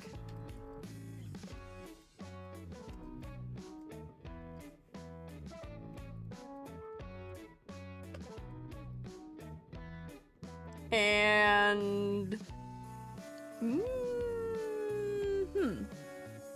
So would you count the birds in this case for silhouette, or are they weapons? The birds are not a part of her silhouette. They're not her. These birds are entirely separate beings that exist outside of her. I don't think those count at all. She's also holding what looks like a flute, which is interesting. It's got like caps on it, but I don't see any way that you'd breathe into it. So I do wonder what this is about. She does have some of her gear for working with the birds. She's got binoculars. It looks like this is like a whistle, maybe on her pocket. People felt it was too much of a departure from the previous version also. For a second outfit, they just made her an entire dress made with feathers, which would have been cool. Maybe have it more with bird feathers, be black/purple feather dress. Also a Welsh symbol by her belt. Oh, some of the... Oh wait, well, cons aren't super clear. It's like the stick for the birds. Okay, note to self, add bird. Sure. No, she represents being free. if the whole point of her story is that she is caged, we can still have a cage in the design, even if she herself has been freed. It did mention that she has taken, like, a route that is... Where is she? She took a route that was supposed to be constrained freedom. So it's not totally complete, full freedom. There's some freedom. But I still feel like a cage motif would make sense for her visually. What else isn't working necessarily? I think it might just be that the details feel non-specific to me. Is all. Quick question, how do you work on hand shakiness? I'd say my line strokes are confident, but I still make mistakes when working with a pen. Do you mean traditionally? Find something to rest on. If you can get a drawing bridge, that would be probably very beneficial. Or even if you just have like a way that you can rest your one arm against the other. If you draw from your elbow or shoulder as opposed to your wrist also, that does negate hand shakiness pretty well. Thankfully. Maybe even a broken bird cage? Yeah. I feel like this netting here is meant to be somewhat cage-like and that they're trying to break away from it with that. So that may be a note? Maybe add broken? Birdcage motif. There are parts of this that I feel like would be worth keeping, but not all of it. I'm just gonna crop this in on the feather thing that's happening on the side of her body, where it feels like her clothing is made of feathers. I feel like that works. The cape works. And her having a hood works with sort of like the cowardice and hiding parts. I guess I don't need to copy paste the entirety of her over here though. Made cage patterns in her outfit or something. Cage pattern maybe inside her wings. Maybe. Maybe. Let me move these birds. For the fact that this one bird has gold and like turquoise on it, I'm surprised we don't see much of that in her palette otherwise. Okay. Bird elements. I didn't actually grab them. I just opened them in new tabs over here. I should grab them. I feel like I can design something bird-like that could be maybe on top of her hood in an interesting way, because I feel like the hood is part of what is non-specific right now. So that's more so just a note that I should put something on her hood that is somewhat bird-like. I don't think I'm gonna do something quite like that. It's a family heirloom. Ah. Broken cage could work, especially because their school is a cage. Oh. Interesting. Okay. Oh, and so this character is sort of like a dream realized for the main character. Okay. Interesting. This thing I just wanted to see in here because of hip flounces that are made out of wings. So let me get rid of everything else because I don't need it. Whoop, hang on. There we go. Control Alt Shift C. Like your life depends on it. Rhiannon is basically what Meryl wanted her to be. But she isn't from the school. Rhiannon never went there. Sure. But bird cages have some significance in this world, I think is what we're getting at. Close this.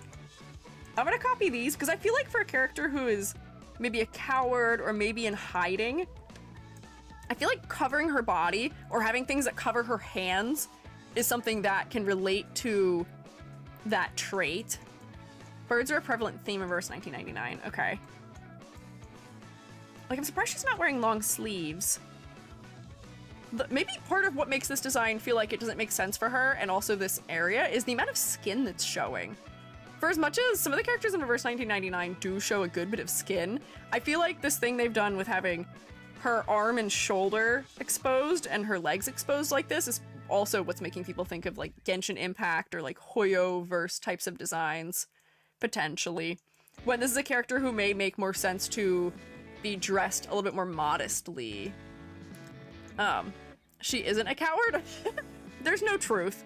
There is no truth at all to be had in this. Nothing is real. I don't know anything about any of these characters is what I've learned. That's all I figured out, is nothing. More stuff for her legs and knees, my eyes immediately go there, and there isn't much going on.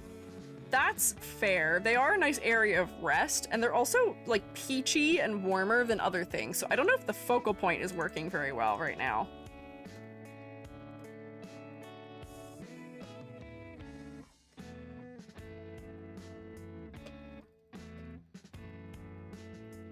Question mark? Maybe? Potentially? Maybe. Maybe. Enjoyed the stream, sad life to sleep. Enjoy your snark me-me-me's. Sorry I didn't actually get to do any designing while you were awake, but I hope you get to stop and see the VOD and what I managed to do with that. This could be an opportunity for wings. Let's see. Did I have another one? There's one more. Oh, and hair that's bird-like could be nice also. Just as a thought. I'm not gonna use all these things, but just some thoughts of what could be used in here. I would like more Welsh clothing.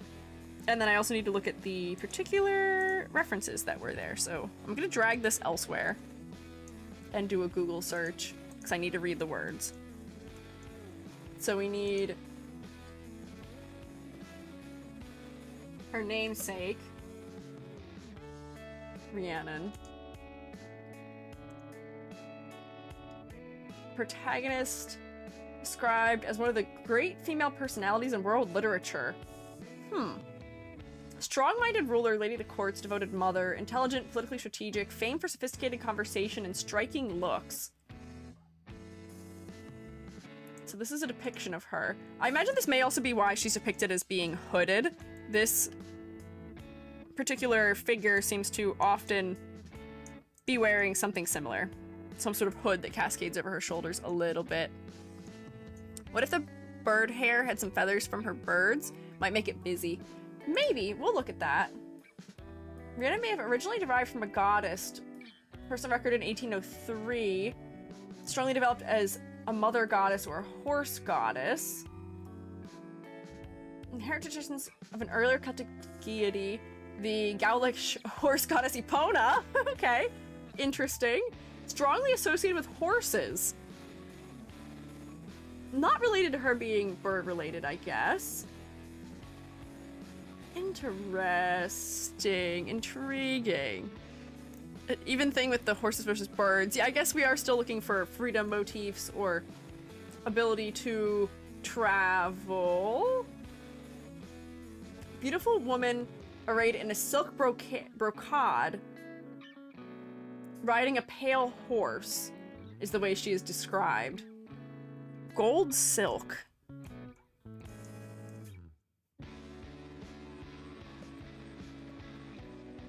Brocade.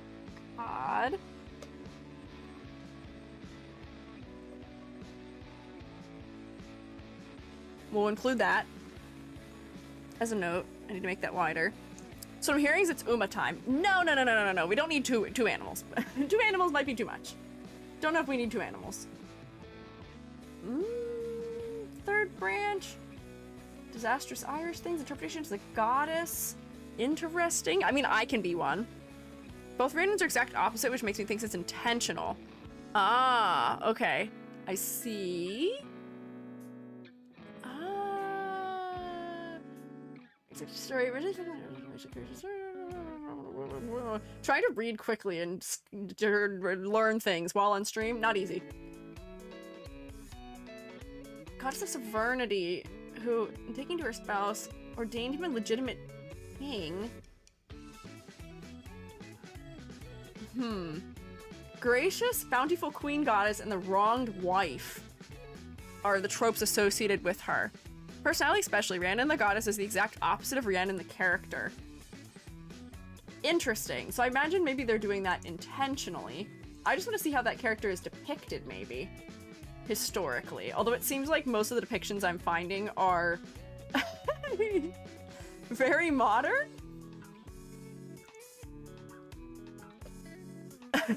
Compared to what I'm looking for. Very modern, very fantasy.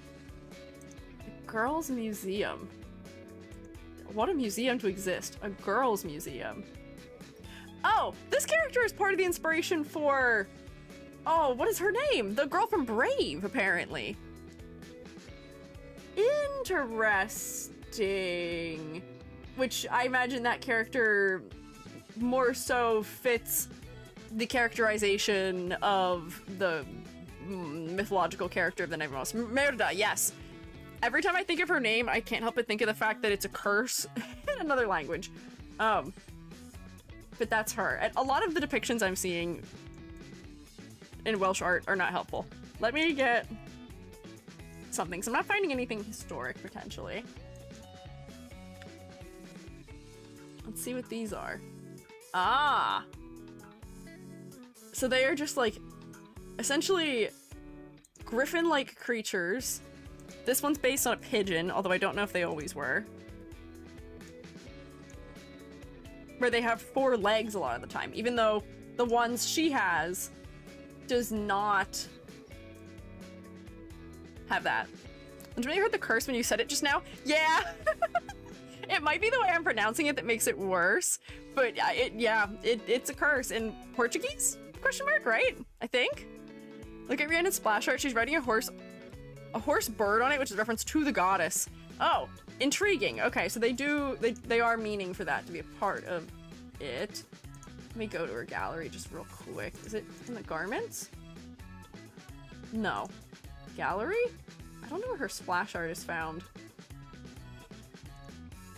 Oh, she's riding a flying bird, or riding a flying bird in this one that has 4 legs. I think this might be what you're talking about. This is the creature. Maybe I should just have the creature over here that they're referencing in the story. Yeah, it's not spelled the same way, but when you say it, it sounds like it. It sounds like the curse. Let me see if I can find another reference of just how this bird is often depicted. They're just very griffin-like. Oh, and it seems like they often have horns also. Not always, but a lot of the illustrations are horned that I'm finding. Either that or they have ears. There's some variety. It's one of those types of things where I search for it, and most of the results are very, very modern, and I was hoping for something a little bit more historic, and I'm trying to just put time periods in and things like that to see if anything comes up, and it's not changing my search results, which is not helping. You gotta emphasize the re, and you'll be fine. No misunderstanding there. Merida. Merida. Merida. I'll get it. I'll figure it out eventually. But this might have to be what I'll do. Let me see. Can I get plates? Are there any intaglio plates of it? That usually helps. No. Intaglio. No. Nothing I do changes the search results in any useful manner. Come on. Well, it looks like we'll have to deal with the references we have here before us, which is that there seems to be a lion's tail situation that happens. There are often horns, which this one also has. It's bird-like and griffin-like, but it doesn't have lion paws. It has maybe lion paws, but maybe also claws. Did you search Adar Luc Gwyn? I'm not saying that right, but that is what I searched, and the results are not especially helpful, unfortunately. Oh, hi! Hi, Bill! How are you? Welcome in, Plumies. Shroommates, can you rotate for the Plumies? Pretty please, if you'd be so kind. Hi. Not to get mushy, but I'm going on vacation. I'm misrating you. Cries an owl. Oh, Bill, I hope you have fun on vacation. You deserve some time off and a break. But hi Plumies. I'm Squiiji. I'm a freelance artist Fungi. I'm also an art educator. And we're trying to do some redesign work for Verse 1999 today. And we are doing everything we can to not get stumped, because I'm feeling a little bit stumped, but I'm gonna persevere. I'm going to not be stopped, because I'm a mushroom and nothing you say or do can stop me. You can't kill me in a way that matters. But hi! How are y'all? What were you up to for stream today? What'd you guys do? What'd you get up to? Also, you guys couldn't see rotation last time. Now you can see it. I have a temporary chat overlay because my chat is broken, unfortunately, heartbreakingly. Because Slime 2 is down. What can you do? You have to promise you'll manage that my pun's okay. I know it'll be hard. What am I gonna do? I couldn't possibly go a week without a pun. Sure, mates, do you think you guys can come up with some puns for me in Bill's absence? To help tide me over? How long are you gone for? How long are you out of town? Are you away? I know you can't tell us where you're going. Do not tell us where you're going. But are you gonna be gone for long? For a while? A week? 2 weeks? Mayhaps? 2 to 3 weeks! Whoa! Big vacation! Have fun. Get as much relaxation in as you can while you're there. I got art tax? Thanks! Perfect. Start a new art challenge, leave the Bloomies with homework before the break. That's smart, but I can't believe you're giving them summer homework. You're giving them homework while you're on break? That's crazy. But if you would like to share that with us, I would be happy to see some art tax maybe. Says the teacher. I will let you know that I have never once in my life given summer homework. Never once in my life have I done that. It hasn't occurred. Honestly, for what I teach, there's not even like homework. There is no homework really, period. It's just like classwork that you have to do outside of class if you don't finish it, essentially. The joys of teaching in the arts, perhaps. But the students don't have access to the programs that they need for the homework I would give them if I gave them homework. So they don't really get homework. They do have to come in outside of class sometimes, though, but it's not the same. And they don't do it for summer. But I will check and see if Vil has given me any art tax. Let me put this up here. What? Yup, it has been delivered. Let me see. Art challenge is to draw Vil in an alternate universe. Hashtag alternate universe. Oh, good puns. Extra credit if they adapt the style too. This is Vil and Fields of Mystria. Oh, ho, ho, ho. I see. Fields of Mystria, Vil. You get longer, more luxurious hair. Although your hair is already somewhat long, you just have it pulled over to the side. Your hair is out. You look more like a sort of like ragtag adventurer type in this illustration than I feel like you usually do. Although I see the influence for the 90s style in the face too is fun. It's just untied. More unkept. Easy to forget your hair is long when you keep it so cleanly managed, I would say, you know? 80s, 90s OVA style. Yeah. I see it. Do you know how I see it? It's the way that you drew the nose. I guess the mouth and the eye proportions too, but this particular way of shading the nose fits so well in with that style to me. That's like one of the hallmarks, if you ask me. This is cool! Sure, mates, can you guys say thank you to Vil for sharing this delicious, delectable artwork with us? Please, if you'd be so kind, if you'd be so willing, say thank you. Vil, if you need to do things like eat or drink or snork me, or prep for vacation, I guess also, please take care of yourself. If you'd like to stick around and hang out, Bloomies, you're always welcome here in the Shroom State. Please look after yourselves first and foremost, please. I'm begging you, please. Please. Let me get rid of this girl. I don't want to see her anymore. I don't want to see Medicine Pocket anymore either. We're ignoring both of them. We're doing something else entirely. Wait, hang on. I don't know. Bloomies, do you guys know very much about Welsh clothing? Or Welsh mythology? We're trying to research some things in relation to a character right now. This character's name is Rhiannon, and they are named after a Welsh mythological figure. And she handles a mythologically Welsh-inspired creature. And we're trying to find references right now, and it is kind of going questionably. I'm struggling maybe just a little bit, because I didn't already have a source for them. Won't surprise me, we've got some mythological Bloomies. That's why I'm asking. I feel like your fellas particularly are inclined, and the creature is bird-like. So like, Bloomies, this is just kind of you in the past, but if Welsh. You gotta know something about it, right? Maybe? Look, this one's a pigeon. I like this concept art. That's a very cute piece of concept art. But we're trying to make this design feel more specifically aligned with the general art direction of Reverse 1999. We're trying to make it feel less generic fantasy and add a little more clarity. Yes, she is inspired by Rhiannon. However, her personality, I think, is supposed to be a direct conflict with the things that Rhiannon is generally associated with. She's in hiding. Her story has to do with hiding and protecting and a little bit of cowardice. She's very competent as a magician, though. So I do have a reference of Rhiannon here. Not a very clear one, but one nonetheless is here. Happy time zone? Sure. May I add additional insights to the character without spoiling the events? Sure, if you would like to. If it gets really confusing, we may nix the things I'm hearing, but sure, go for it. If you'd use a bird, you'd be a pigeon. I agree. More Witch than Magician, but I honestly don't know the difference. it all depends on what that connotation means to you generally.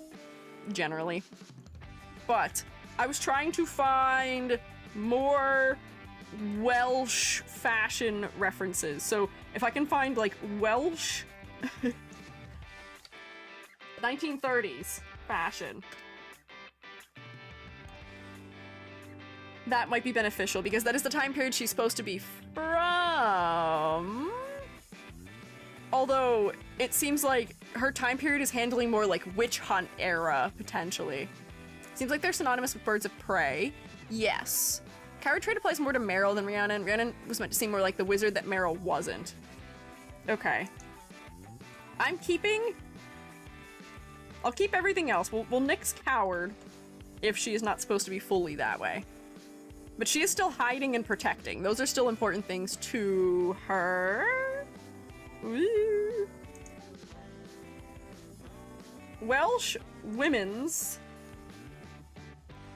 fashion in the 1930s. Aha, the hat. The hat is all the way. The hat is definitely happening. I don't think I can give her the hat, but the hat definitely feels relevant. The capes feel relevant. Some sort of buttoning up the front might be worthwhile to bring in, perhaps. Welsh Celtic symbols on her. I wish they'd do more with them. That's true. Maybe we need to bring the Welsh Celtic symbols more clearly into the design. And I know that Celtic knots and things like that have very specific meanings a lot of the time. So maybe if we find ones that particularly stand for protection or something like that, that would make sense. I just wanted the torso of this woman. Come here. There we go. Put you here.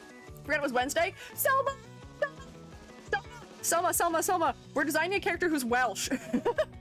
we're redesigning a character who's Welsh. you may particularly understand and be able to help us. Maybe. More than others, even though not fully. But maybe more than others. I see you dotting. I know you're not Welsh, but you may be more familiar than others are. Because I know that there are some overlapping elements between fashion in that time period and between some symbolism that is used. There's some overlap. There's some. I know this is true. They're not the same. I know this, but I know there's some overlap. Hats are called a het jimrig, according to my research. Okay. I feel like the hat almost definitely needs to be here somewhere. If that is what we're referencing in terms of time period. Maybe?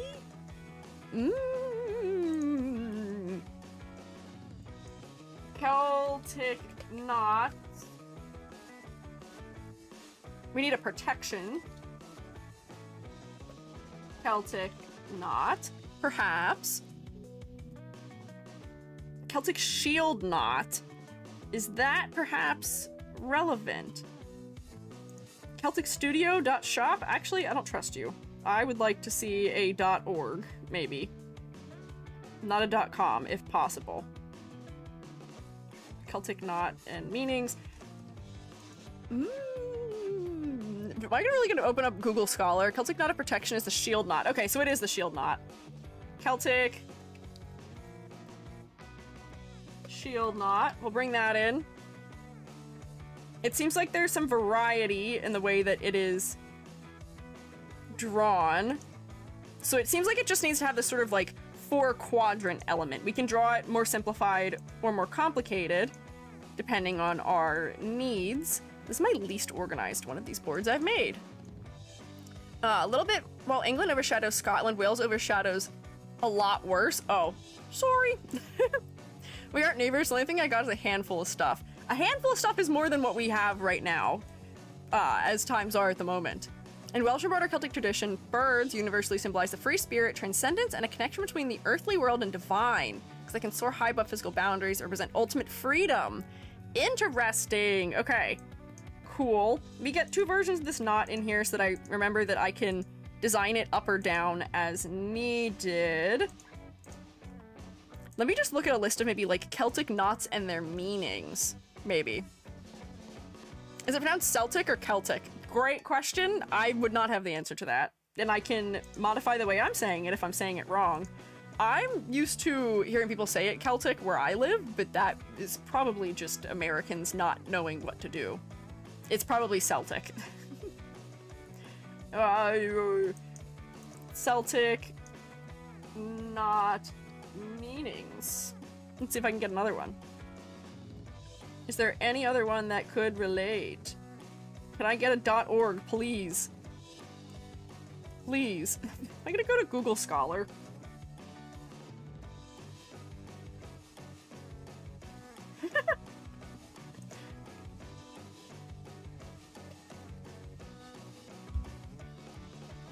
Reproductive science, mathematical, aha! Postmodernism, ancient medieval.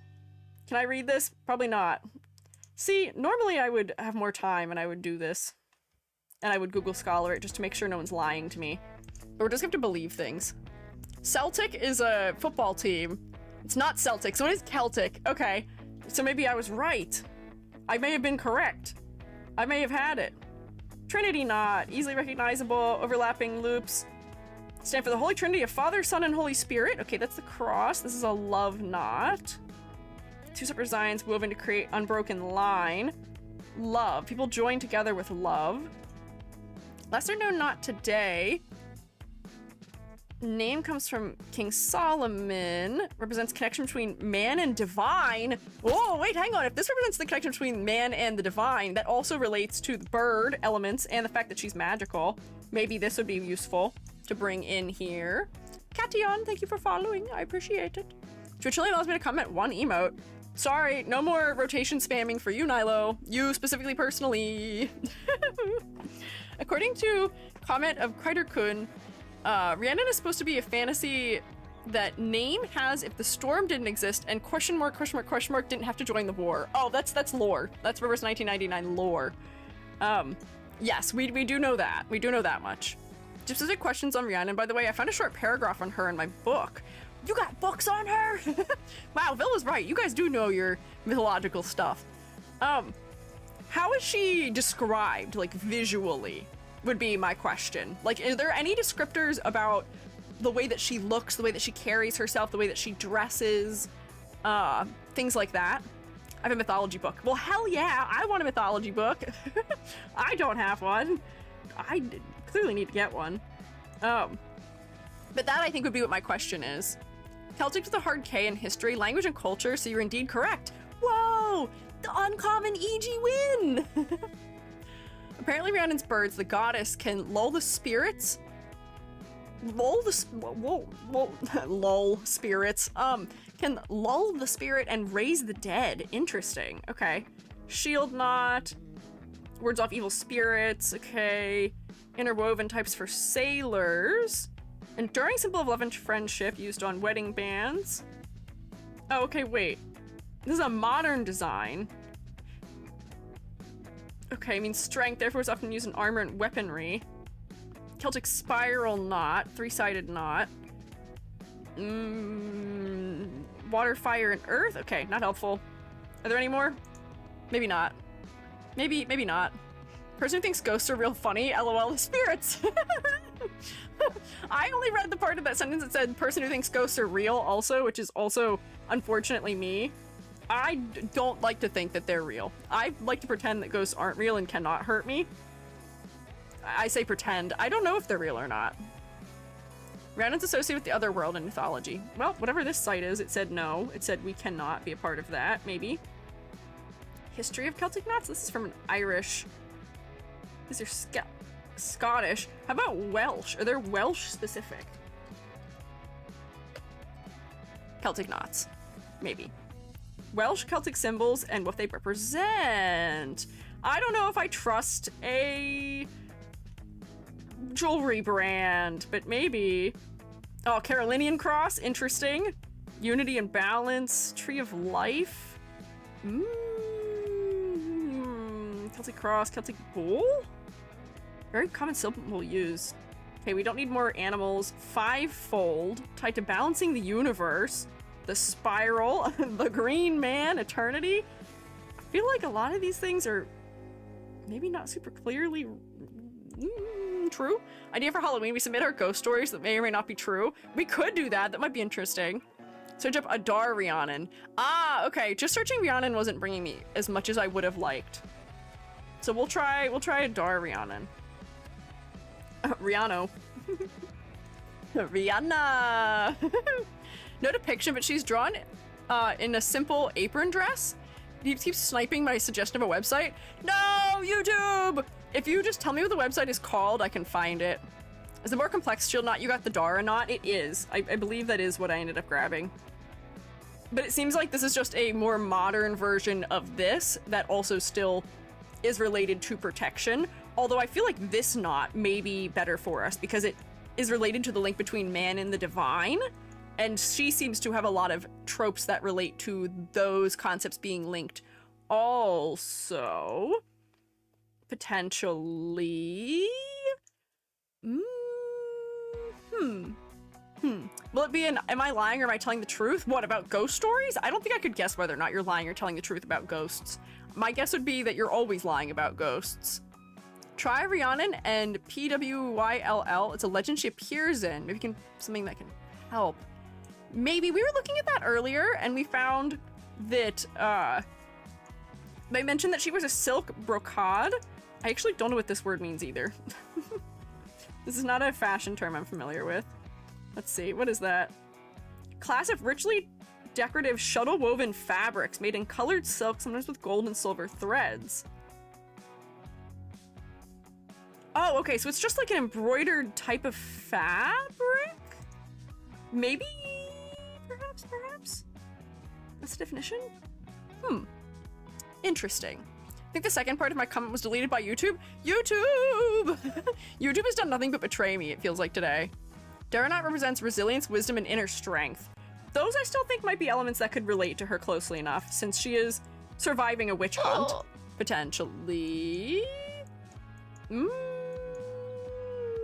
Okay. I would like to find a little bit more clothing for her. And here's the trouble. I don't actually think the clothing they're using in reference for her is from the 30s. To me, it seems like the clothing they're putting her in is much older. Or at least 50 years older. If not 100 years older, because they're placing her in a fantasy setting, which usually draws from, like, medieval clothing and things like that. So here's my question. Do we lean into the sort of like Victorian or Edwardian style of like fantasy clothing that it feels like she maybe is trying to be a part of? I think her boots are leaning in that direction a little bit, as is the fact that she's wearing a corset. Or do we just full send on Celtic traditional wear? And we don't have to completely full send. We can maybe merge it with a couple of slightly more modern references. But I'm trying to figure out what direction we should take her, because we can decide. She's the human personification of Epona, according to my book. We did learn that, and she does ride creatures that are steed-like. That's not a great context with relish, if I recall correctly. What is not a great context? Do you mean calling the dead back? Is that not something that has a positive connotation? Supposed to be the human personification of Epona, supposed to be extremely beautiful. All right, good to know. Earliest prose stories in Britain, birds of Rhiannon are specifically 3 magical birds whose song can wake the dead and lull the living to sleep. Okay. It doesn't seem like she does anything necromancy related in the actual story. Okay. Here's what I'm going to do. We can keep thinking about her. I'm going to make a new canvas, and I'm going to put her in it. And I'm going to try and start drawing something because we've been live for 2 hours. And I think that would be maybe a good move for me. And I'm just going to use her chibi for it because I don't feel like drawing a whole person. And I'm going to do this in like almost like a sprite paint over way, probably, where I'm just going to steal her anatomy from under this and we'll just redesign her right on top. Kind of like what we did last week for the cookie. Merge both styles, make it a bit more modern. Corsets can be painful and squish your guts. That's if you're wearing them improperly. There's proper ways to wear them. People's Collection Wales seems to have something in 1990s fashion. 1990s might be too new, but we can check. Let me change the size of this. Oh, she's so little. Oh, it's so small. 900. That's too small. Change my resolution. I want this to be at least potentially 3K in height. We'll fix that. You guys get to see the whole setup process today. Image resolution, maybe 3,000, and I would like this to be 300, which is gonna make that crazy. Please just 3,000. Perfect, beautiful, incredible. What? What period were you thinking? So this character is supposed to be from the 1930s. And she's a 16-year-old in the 1930s, potentially. Even though her clothing does not scream 1930s to me, the way that she is designed right now. So I don't know if that's just necessarily a part of their intent for her design or not, and it does seem like the world that she's been placed in is maybe more historic? Question mark? I feel like we may be running into an issue, which is just that as an outsider, trying to understand the lore of Reverse 1999 is not the easiest thing you can do. So I'm just gonna draw over her. This brush is probably way too thin for what I'm doing right now. 10, please. There we go. I'm gonna steal her anatomy, just for the sake of us just drawing her somewhat quickly, and then we'll be off to the races, maybe. Just to try something. It was Welsh. Not? I was right to myself? What? 1930s, but her family's isolated for a long time. It's pretty secluded, so it's more fantastical. Okay, so her family is maybe wearing clothing that would be considered outdated by 1930s standards because they secluded themselves. So we can wear stuff that is a little bit older, maybe. Rhiannon Chibi is becoming increasingly obvious. We can't deny it no longer. She's small. She is little. She's small now. I don't know if I like this pose that her chibi is in, or the way her arm is overlapping her body, but I'm not gonna worry about it right now.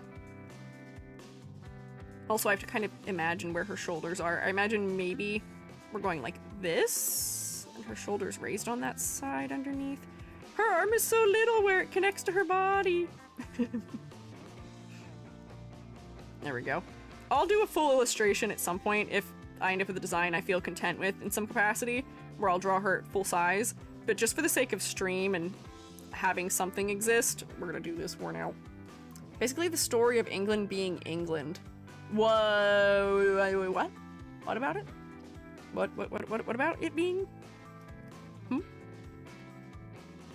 England being England sounds like England. Her head's so big in the chibi, I think that's just the style though. It is. I like their chibi drawing style for Reverse 1999. It's very close to how I draw people if I'm drawing someone in a stylized manner. I imagine she's like this under here maybe, if her hip is any indicator on that side. It'd be really funny if I figured out I was on the wrong layer this whole time. But I like the way they draw their chibis because they make them a little bit chunkier. They're not super duper thin. Like her legs actually have some thickness to them. They do rely on some just like fun and interesting arcs for the legs also. Like they're not as worried about depicting limbs realistically as maybe other stories would be. And I just like the head size. Museum Wales is a picture of a Welsh costume from roughly that time period I just found. Oh, yeah. Less thick than Arknights. Arknights is drawing them much smaller though than these chibis. Arknights chibis I think are more like 4 heads tall. Forehead. Meanwhile, these chibis are maybe closer to 5 heads tall. They're proportioned the way I am, which is that their head is the width of their shoulders. There we go. And this arm is being foreshortened into something back here. And I'm not going to worry too much about whatever it's doing. Let me just draw her eyes and then we'll go from that. The head is the most important part. That is true as far as focal point goes. Eyeball, eyebrows. That's good. Also, the fact that they draw their iris is really squared off is cute too. There we go. She's bald! Let's bring her over here. Her pose doesn't feel very balanced to me without her cape, so I might just like tilt her a little bit. And I'm gonna make her arm stick out a little further from her body so that it won't be behind her. Once I put clothing on her, potentially. I'm bald! How could you? As in, it's on their website pretty clear as well. Oh, hang on. I'll stick that in the Googler in 1 second. And by 1 second, I mean I'm sticking it in the Googler right now, but, let's see. 1930s. And I'll bring it in a second. Got 4 events and exhibitions. Oh, wait, hang on. I've forgotten my best Google search I could possibly do for this, which is 1930s Welsh portrait painting. Can I get a 1930s Welsh portrait painting? Yes, I can! I can, in fact, get one. Ooh, curlier hair seems to be very in for the 30s. Interesting. That's always a good search, is whenever you're trying to find something, look for paintings from that time period that are portraiture. So like, here is a woman from that time. Curlier hair, because it's still the 30s. Pretend I'm panicky, emoting EG. Go ahead, you can panic. Just say like panic EG in stars or something. Look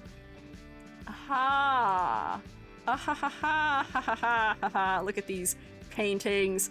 Perfect. Yeah. Okay. All right. I'm picking up what we're putting down.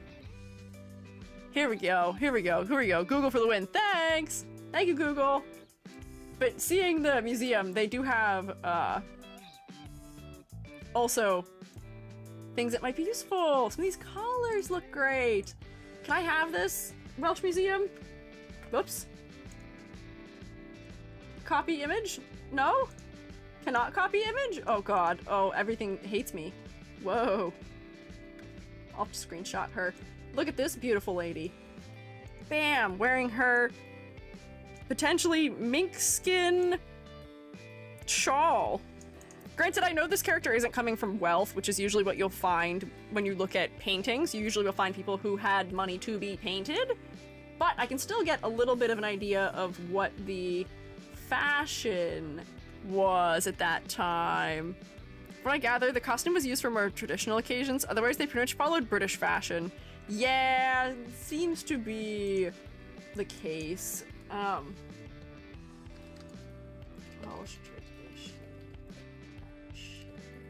Bam. Yeah. Well, costume and embroidery. Okay. I'll keep all of these fellas nearby. There we go. British and Welsh mythology seem to mix pretty frequently from what I gathered. That's what happens when you share a continent and or not continent, when you share an island and your island isn't super huge. There tends to be a little bit of osmosis occurring between people as they travel around. There we go. Okay. Actually, honestly, I feel like this might be enough for me to get started. I think there are enough elements here that I can do something interesting with them, and I feel like just from a couple of these references, I've got some ideas already. So, work with me here. Bear with me here. The bear is in the house. He's in the big blue house, even. Move you over further. There we go. Okay. So, bear is in the house. Bear's in the big blue house. We're gonna be in the other room because I don't want you to see all this nonsense because it looks gross. Oh, go here. So, what I'm thinking is that it seems like there is like this garment that is worn like this almost. Whoops, I should do this on its own layer. Maybe we can replicate the shape of that garment that is sort of like a crossed over shawl, but we can replicate it with something that is feather-like, where it has sort of like larger feathers on it, almost like this is a capelet on the front of her body, and then she can still have the longer tier underneath, because see, this is I think a hood on that side, so we can still do something bird wing like for her cape in the background. of her design, because I feel like that's the best part of her design, and I don't want to lose that. But something like this, so that way we're getting this shape into the design, might be nice. We could maybe keep the fact that she has some sort of corset-like garment on, because I imagine that is still going to place her within sort of like an out-of-date fashion sense or style, effectively. And then it does seem like wearing some sort of like ruffled element around the neck is something that was done in that time period. Maybe we could give her, what do you call it, a cameo that she's wearing? With whatever her, like, buttoned shirt is that she has underneath. This is also very commonly a shape for, I think it's Victorian styles of dresses, where they would have this, like, V-shaped neck and then sort of like a lace collar around them. So maybe that will also help her to feel outdated in her clothing, like she has been in hiding for a while. Sorry, my special interest got activated. Now you're good. Don't worry about it. It is very helpful to have the special interests activate here.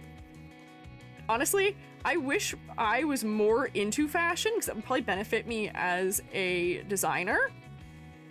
But my interest only goes as far as what helps my designs for characters a lot of the time. The way I've been drawing this doesn't feel as wing-like, so I might have to, like, make it less intense. Oh, and then she has it, like, up on top of her arm there. That's fine. We could keep that.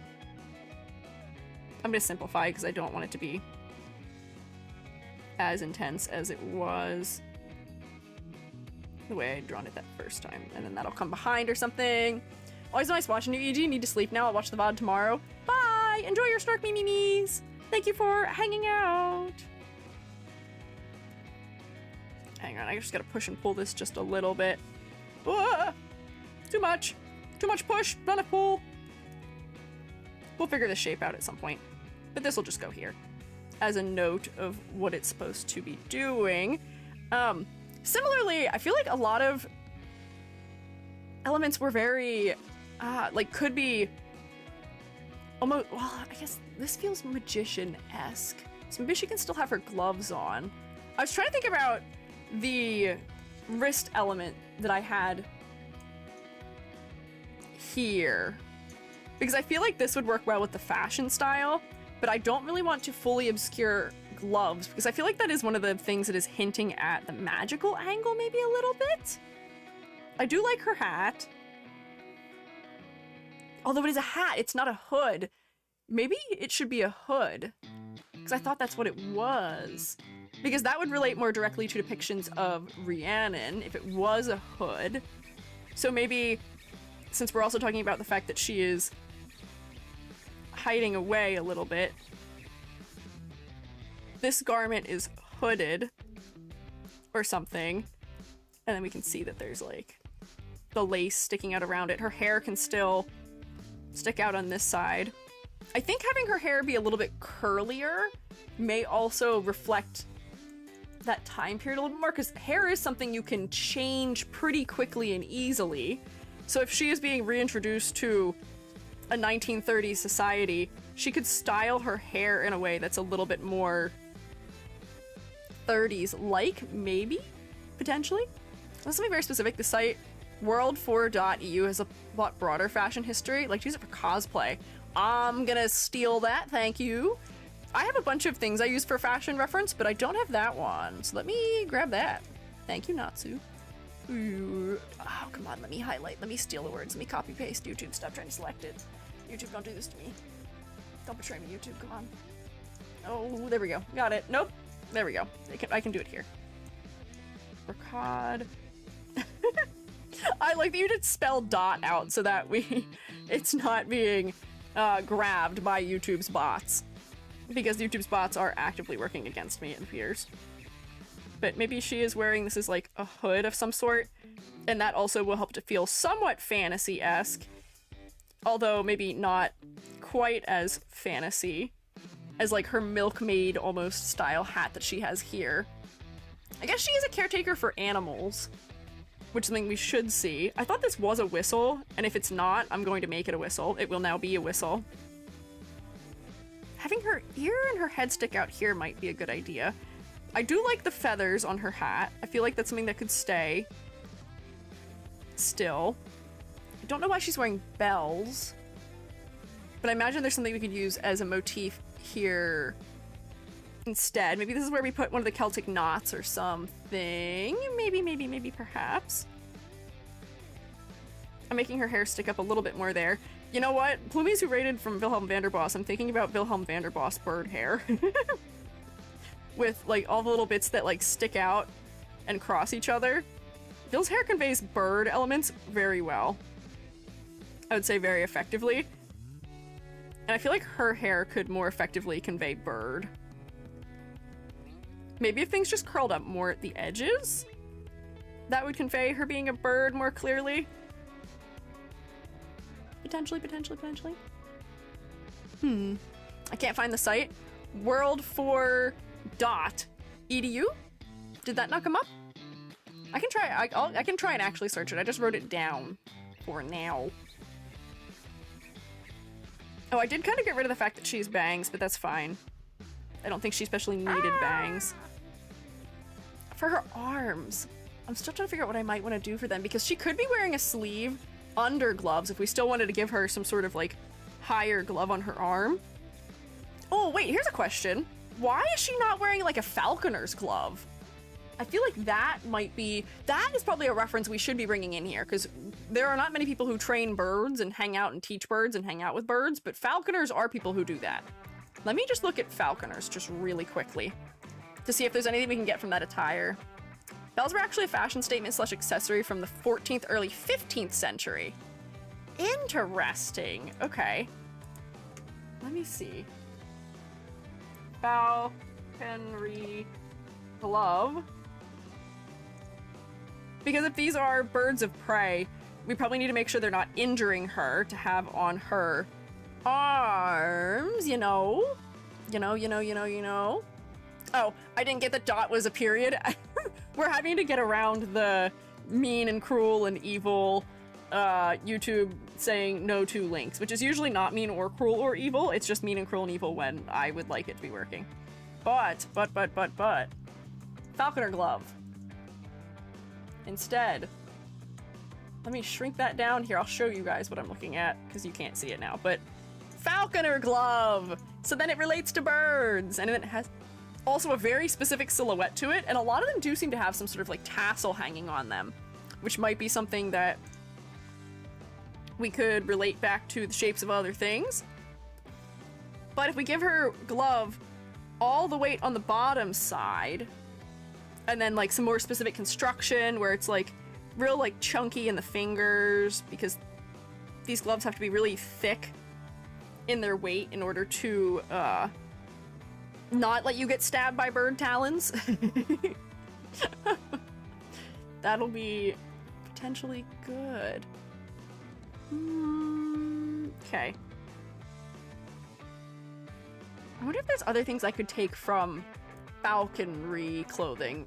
1930s falconer might be another search term here.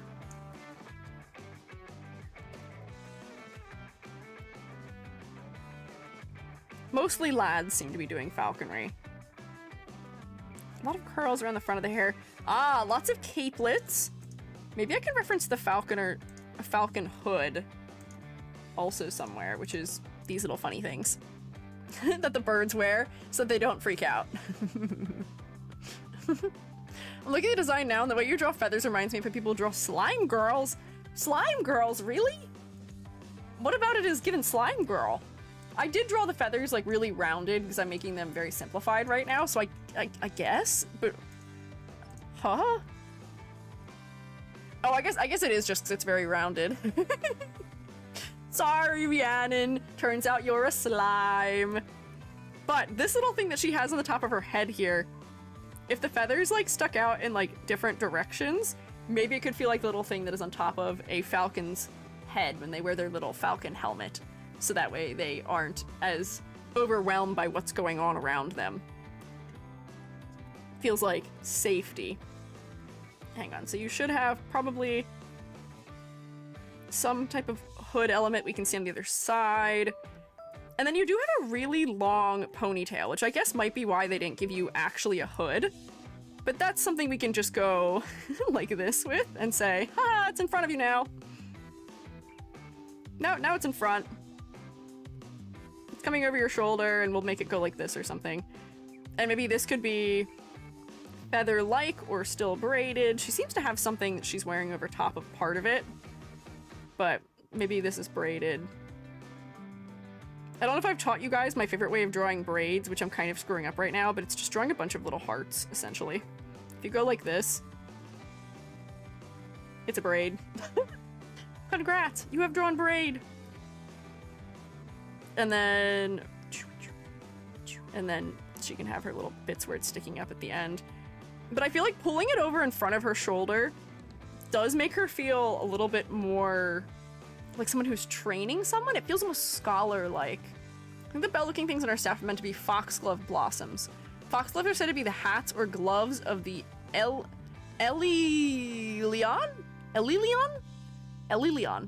Maybe, sure. Such a coincidence, I was struggling with braids yesterday. Yeah, draw hearts.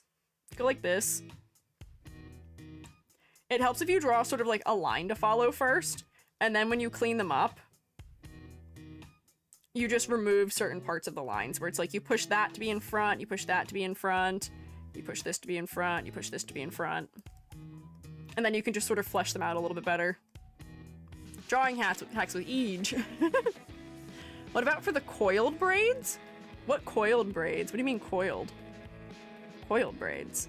You mean like ones that are like worn like milkmaid ones? Like the spiral one. Like Princess Leia braids? I don't know what you mean.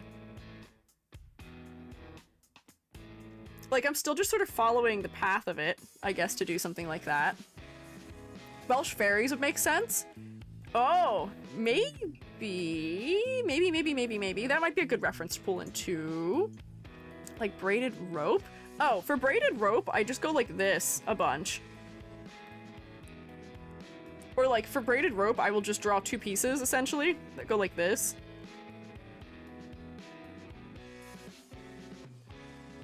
Like this isn't really rope, but this is a generalization of how rope works. Like that. Maybe. Now I'm just teaching people how to draw shapes. If not foxgloves, it's most likely handbells. Old Welsh priests used to call them for prayer and for protective rituals. Ah, okay, so it does seem like there will be a reason for bells to be in this design. I feel like having them right there on your head would be really annoying, unfortunately, so there may be somewhere else we could put a bell that would feel, I don't know, more comfortable, more practical, less ringing right in my ears right there. Hang on. Okay, so she has sleeves.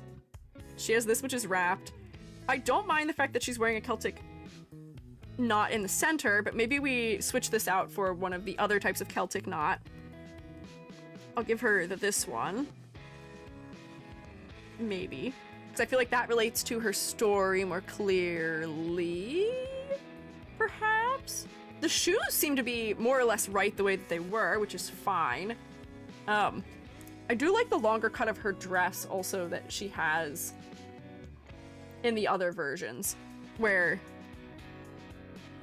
maybe it's gathered on one side and then she can still have like a little tiny like rufflies and stuff down here behind her body, so then it is sort of like mermaid-esque in shape.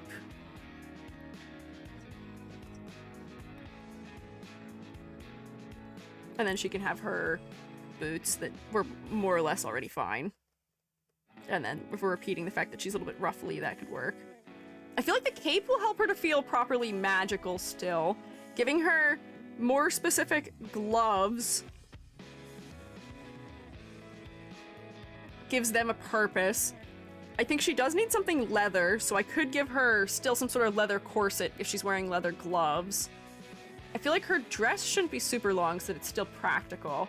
Although wearing some sort of like legging or something underneath might be nice, just for the fact that it will feel practical. If she's running around and chasing after birds to train them and raise them, that might be nice. Giving off beautiful priestess vibes. Thank you. She's a magician. What type of magic does she do would be an interesting question. Is she doing like illusion magic? Because it seems like the birds that she hangs out with are birds that do a lot of things relating to illusions. Potentially, particularly. Hang on. So this is going to be leather. And then it'll be tied in some capacity. This will have some leather detailing on it. Probably in some capacity. And maybe we can stick a Celtic knot on here or something so that there's repetition of that shape. They have put belts on her in their version, and belts do feel practical, so maybe we get like a belt or something that holds her gloves on.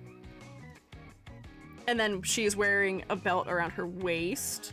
I did enjoy that she was wearing her binoculars, because if you're dealing with birds, I imagine they do often get pretty far away from you. So she can still have her binoculars on her hip. And maybe we can see that they're attached across the front of her body. Maybe. Now, I'm sorry you're having a problem with your phone not wanting to send more than one emote. That is particularly unfortunate. For us, mayhaps. Belts? Maybe we need another belt in here. Or maybe one on her shoe. And then we were talking about having like a bird cage pattern or texture or something that relates to a bird cage in here somewhere. I wonder if... Because like corsets have like boning on them, right? Where usually it's just like a couple of like stiff vertical elements. Maybe there could be something with making horizontals in it, or as simply as possible, we could just have that be a texture inside here. And I imagine there being a very geometric pattern inside of her cloak may help her to feel just a little bit more modern, maybe? In regards to your trouble finding good art reference for Rhiannon, for some reason artists like to stuff the witch ladies of legend in whatever fashionable at the time. That was why I was struggling trying to find her, is that all of the depictions I could find of her seemed to be drawing her in whatever contemporary clothing was popular. So like when I was seeing illustrations of her from the 30s, it was very much like our more modern take on historical clothing, where we tend to make it look a little bit like Lord of the Rings-y, which is not the most inaccurate. It could be. It's not the most accurate either, but it's definitely not what the initial conception of that character probably would have been. So it just ends up being kind of interesting to work through. Same with Cersei. I imagine there's a lot of them that that is the case for. Maybe wrong, but I think necromancy, illusion, sleep, and illusion are fitting in terms of magic. This is fascinating. I'm glad you think so. I guess those are the things that the birds seem to have some sort of domain over in the little bit of research we did toward them. From what I can see in gameplay, she's a typical high wizard with magic, blasts, and buff magic. Her ult has her casting a giant buff using a flock of birds forming a magic circle. Lore, she could be very versatile. Okay. I feel the way I've designed her right now makes her look a little bit more like a priestess or like a healer type of character, like a white mage maybe, as opposed to a black mage, if we're talking in Final Fantasy terms maybe. White mages being your healers and your buffers, black mages being your damagers in some capacity. Delete your art. I'm kidding, it's not gone. Sometimes we should try multiple things. We iterate. We'll try multiple options. One of the things that I think could be interesting to bring into this is the hip flounces element that some historic Welsh clothing seems to contain. So like this could be a different place where the wings come in an interesting manner. Whoop. And sort of like wrap around her a little bit. Don't worry, we won't delete everything. We'll come back. We'll see if elements of that were working when we go back to it and see if we missed some of them. We're gonna try other things though, because that's always smart. No Nothing Universe 1999 can only report on mythology. That's fine. I appreciate you reporting on mythology all the same though. It's good to have a variety of knowledge when it comes to things like this. Also, I fear that I accidentally made her too, as I might say, titular. I think I accidentally drew her chest in there, even though that's where her hair is, so we'll fix that. Anyways, okay. Some sort of wing-like element.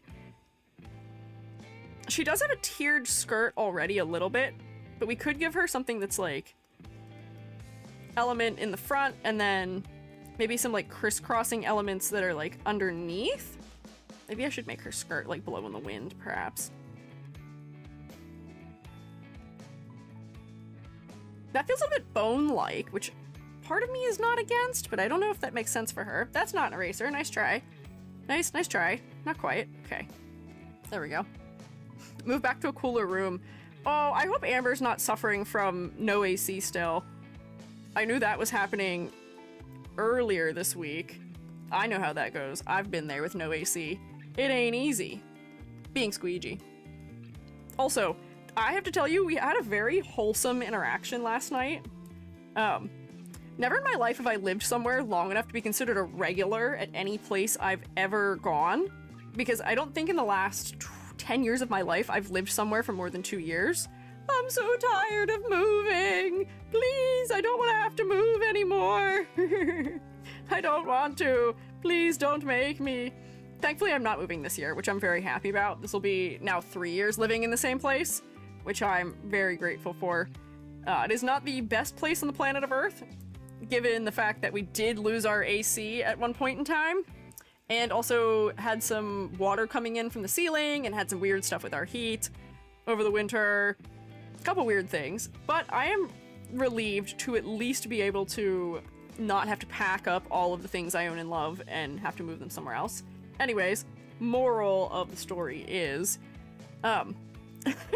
we often go to Wawa that's near us very late in the evening for ices, which I do have a melted remnant of sitting right here. Slurpee.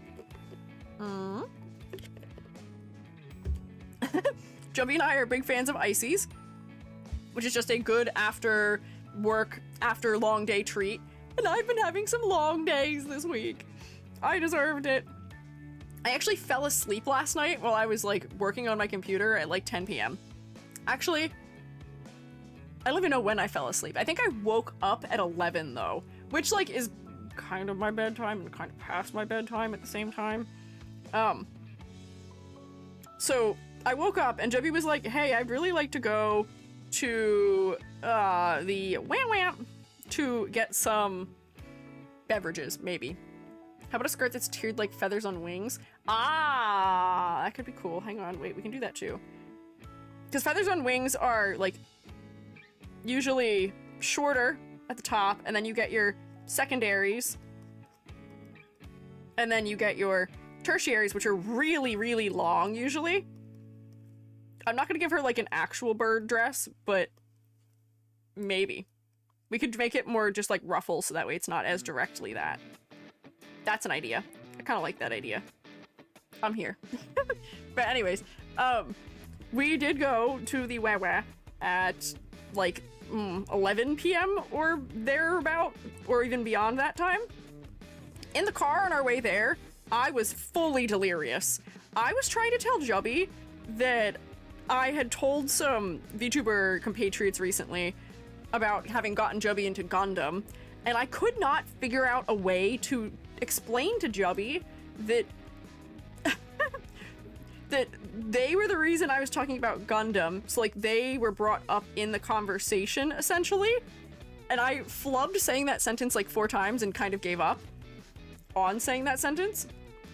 But we went inside, and there is usually this lovely lad who works there who is very friendly and pleasant. And you know, I'm not somebody who tends to dwell too much on interactions I have in public, but you know, having lived in the frozen cold tundra of the north, people were not always very nice up there, especially to an NB like myself. So living not there has been kind of a breath of fresh air, because I don't always have to worry quite so much now. It's great. And even more so, I do get to have like actually positive experiences with people too. There is this one guy who works at the register, as I was saying, who's just very kind and friendly and lovely. And every time we talk to him, it always puts us in a good mood when we leave. And Jubby and I are people who say that sometimes we are done dirty by interactions we have with some people. Some of the other people who work there are not very nice. Which is fine. I get it. You're working at the Wawa at 11 p.m. I probably would not be in the greatest of mood either when I'm there also at 11 p.m. if I was working. I'm not even in the greatest of mood being there at 11 p.m. not working. But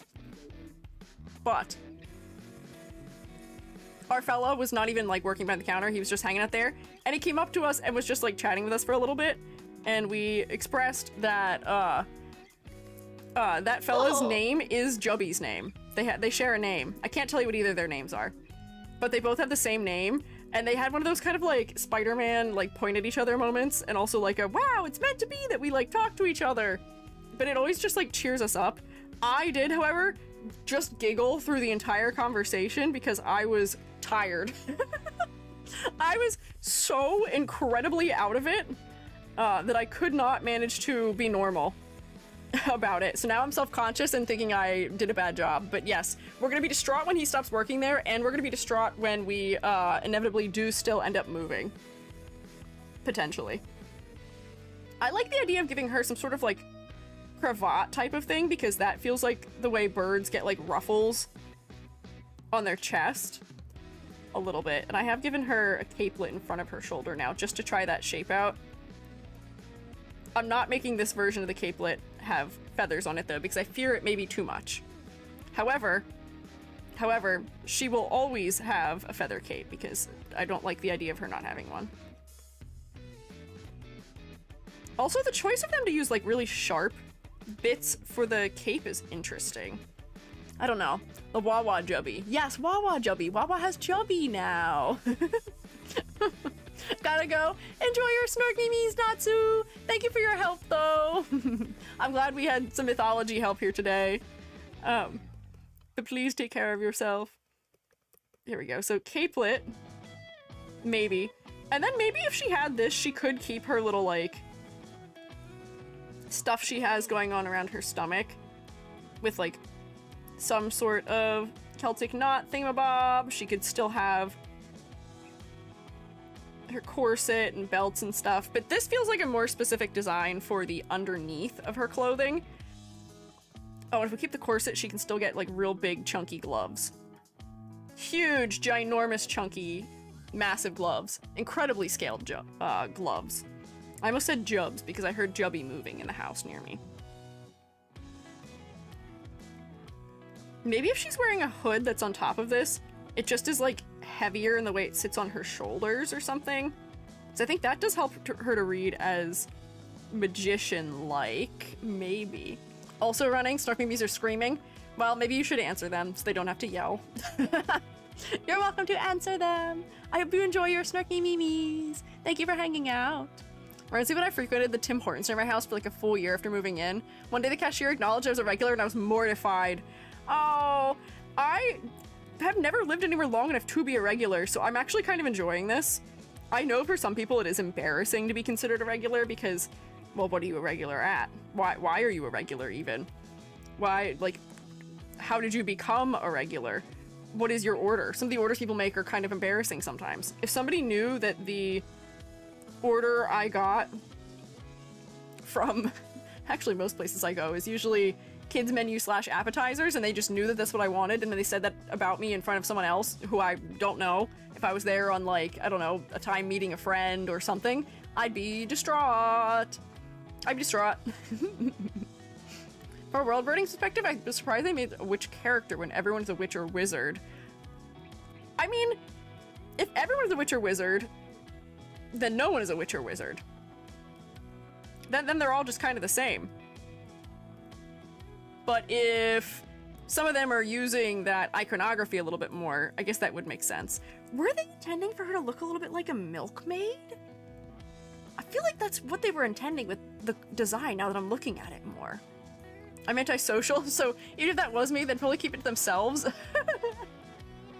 Maybe. Don't understand that. That's like feeling bad about being a regular at McDonald's or a gas station. No. I don't think it's... a bad thing to be known as a regular somewhere. I just think sometimes depending on what you usually get, like when you go to certain places, it may be considered embarrassing to be a regular. I don't think just being a regular at a McDonald's or a gas station just as a place is embarrassing. But if I was the guy who was known maybe for the fact that I usually order, I don't know, I can't think of anything that I do that particularly people would be weirded out by, maybe. I'm hard to embarrass. I embrace all the weird cringe that I am, probably pretty well. Being known as being icy people, I think, is interesting, but I guess that is a very East Coast USA thing. What's your go-to Wawa order? Okay, hear me out. The only things I can eat on their menu are mostly things that are breakfast-y in some capacity. So my usual is that I will probably get some sort of panini that usually has an egg white omelet on it and probably spinach, but not spinach right now because we're still doing evil things in our leafy greens that I don't like. And also pico de gallo and maybe an avocado and onions and salt and pepper and oregano. Yeah, that's about it. That's all. That's all of it. That's the whole order. That's it. Nice. Thanks. While we're talking about Edie's breakfast, that's what I get at Wawa, regardless of breakfast or not. I think I was confused. No, you're good. You're good. You're good. I suppose I'm just worried they're judging me. I know it's irrational, but no, I know how you feel because I do worry sometimes. Like, I don't remember what it was, but I ordered something peculiar not that long ago, and somebody came to take my order, and the person taking my order gave me like an eyebrow where they just kind of like raised it subtly at me when I ordered, and I was like, oh, it's over. It's never been more over than it is right now. I don't know how I'm gonna live like this ever again anymore. Ouch. Oh no. Always grabbing a cheesesteak with jalapenos at Wawa, same deal at Sheetz. Jubby likes the meatball subs that they have at the Wawa. I feel like I like this shape better, but it might just be because I drew hair on this one and I didn't draw hair on the other one. Hang on, grab this. Yoink. Nope, this one. Paste, and then no hood. None hood, zero hood. And then the hair could still be behind if we went back to having some sort of hat, maybe? The hats that I'm seeing for this time period are a very specific hat, and I feel like that hat would be almost too goofy in this context, because maybe it only reads as goofy to our modern sensibilities, but it's just so exaggerated. The, like, super duper wide, round brim hat. She's gonna look like a pilgrim if I do that, potentially. Wawa does good meatball subs. They do, but they're really messy. They're quite messy. Which is why they suck as a thing to eat in the car, which is usually where Jubby and I are trying to eat. Any food that we are trying to eat is the car. That feels too pilgrimy. Sounds good. I wish Wawa was real. Me too. I also wish Wawa was real. I will say, I miss Sheetz sometimes because there's not really like a beverage at Wawa that I like other than, I guess, just the icy, more or less. Meanwhile, Sheetz actually has like good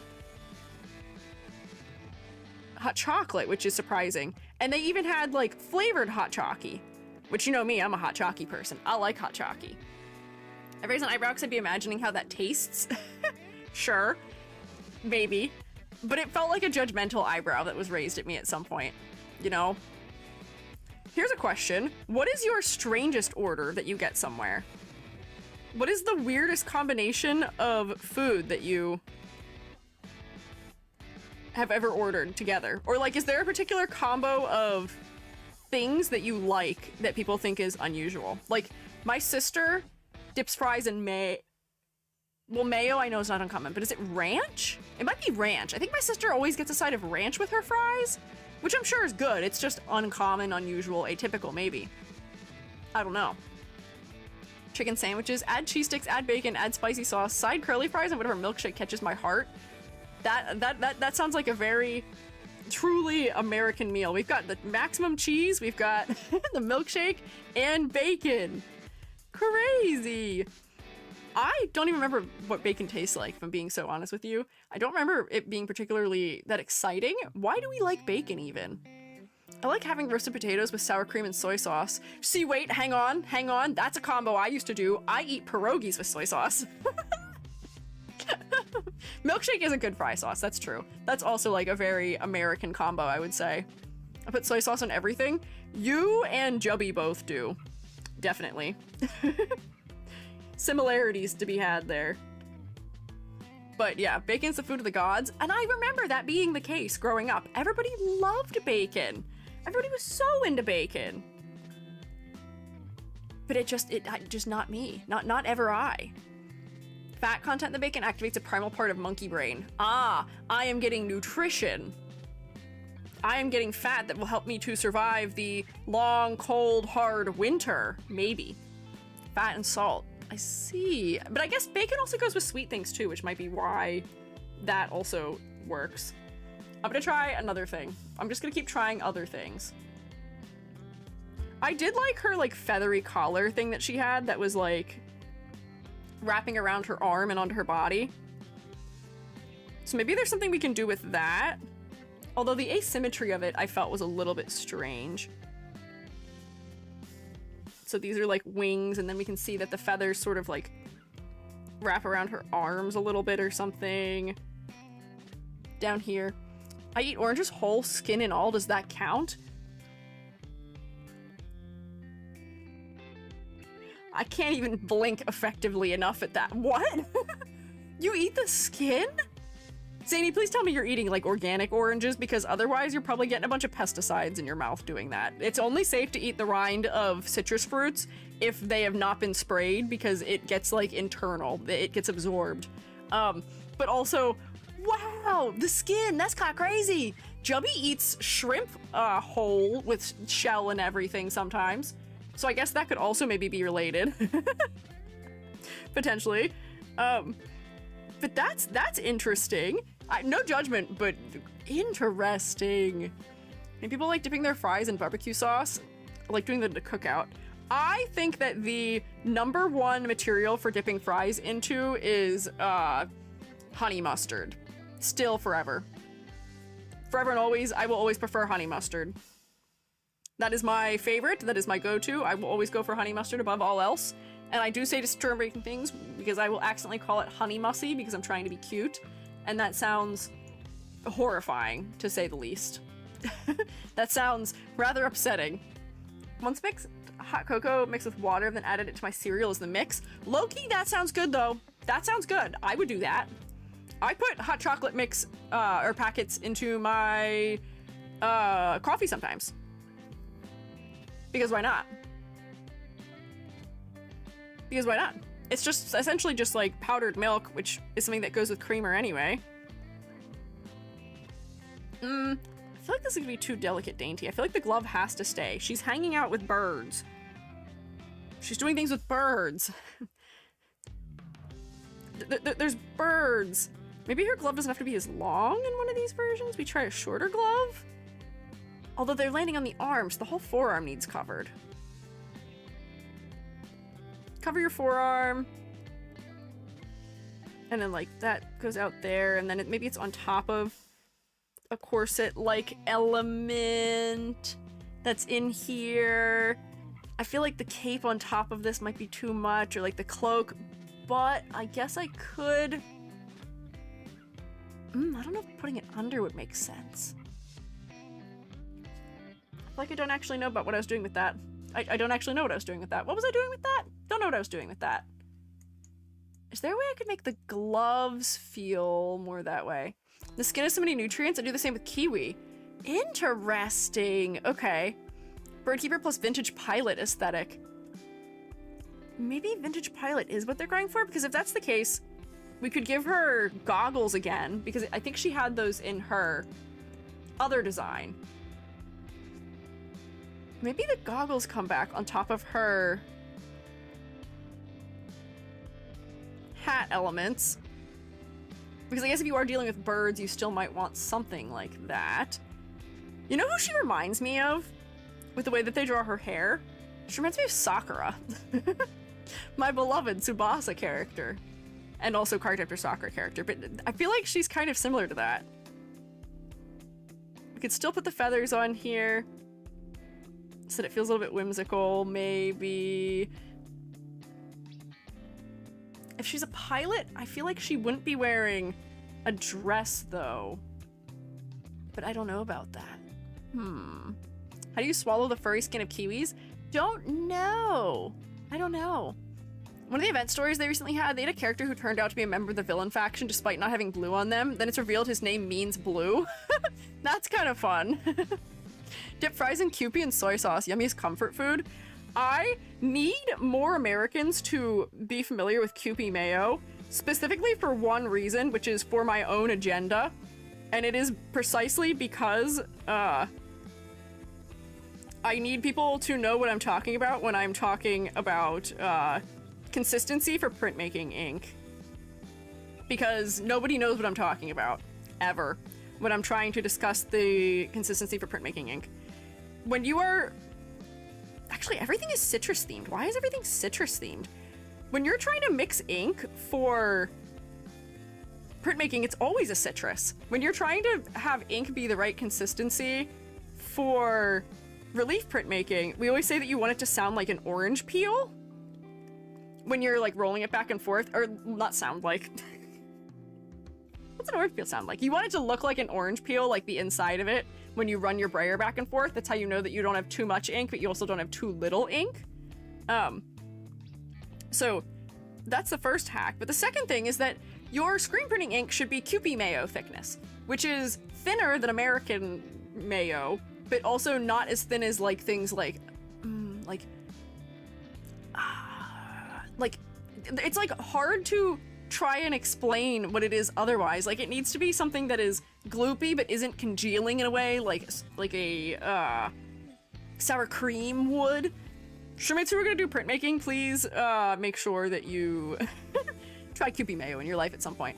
This is Schneider hair. It is accidentally. I was trying to figure out how to give her more of a pilot look for her hair, but having a hood and a hat and pilot goggles may be hard to sort of do all at the same time.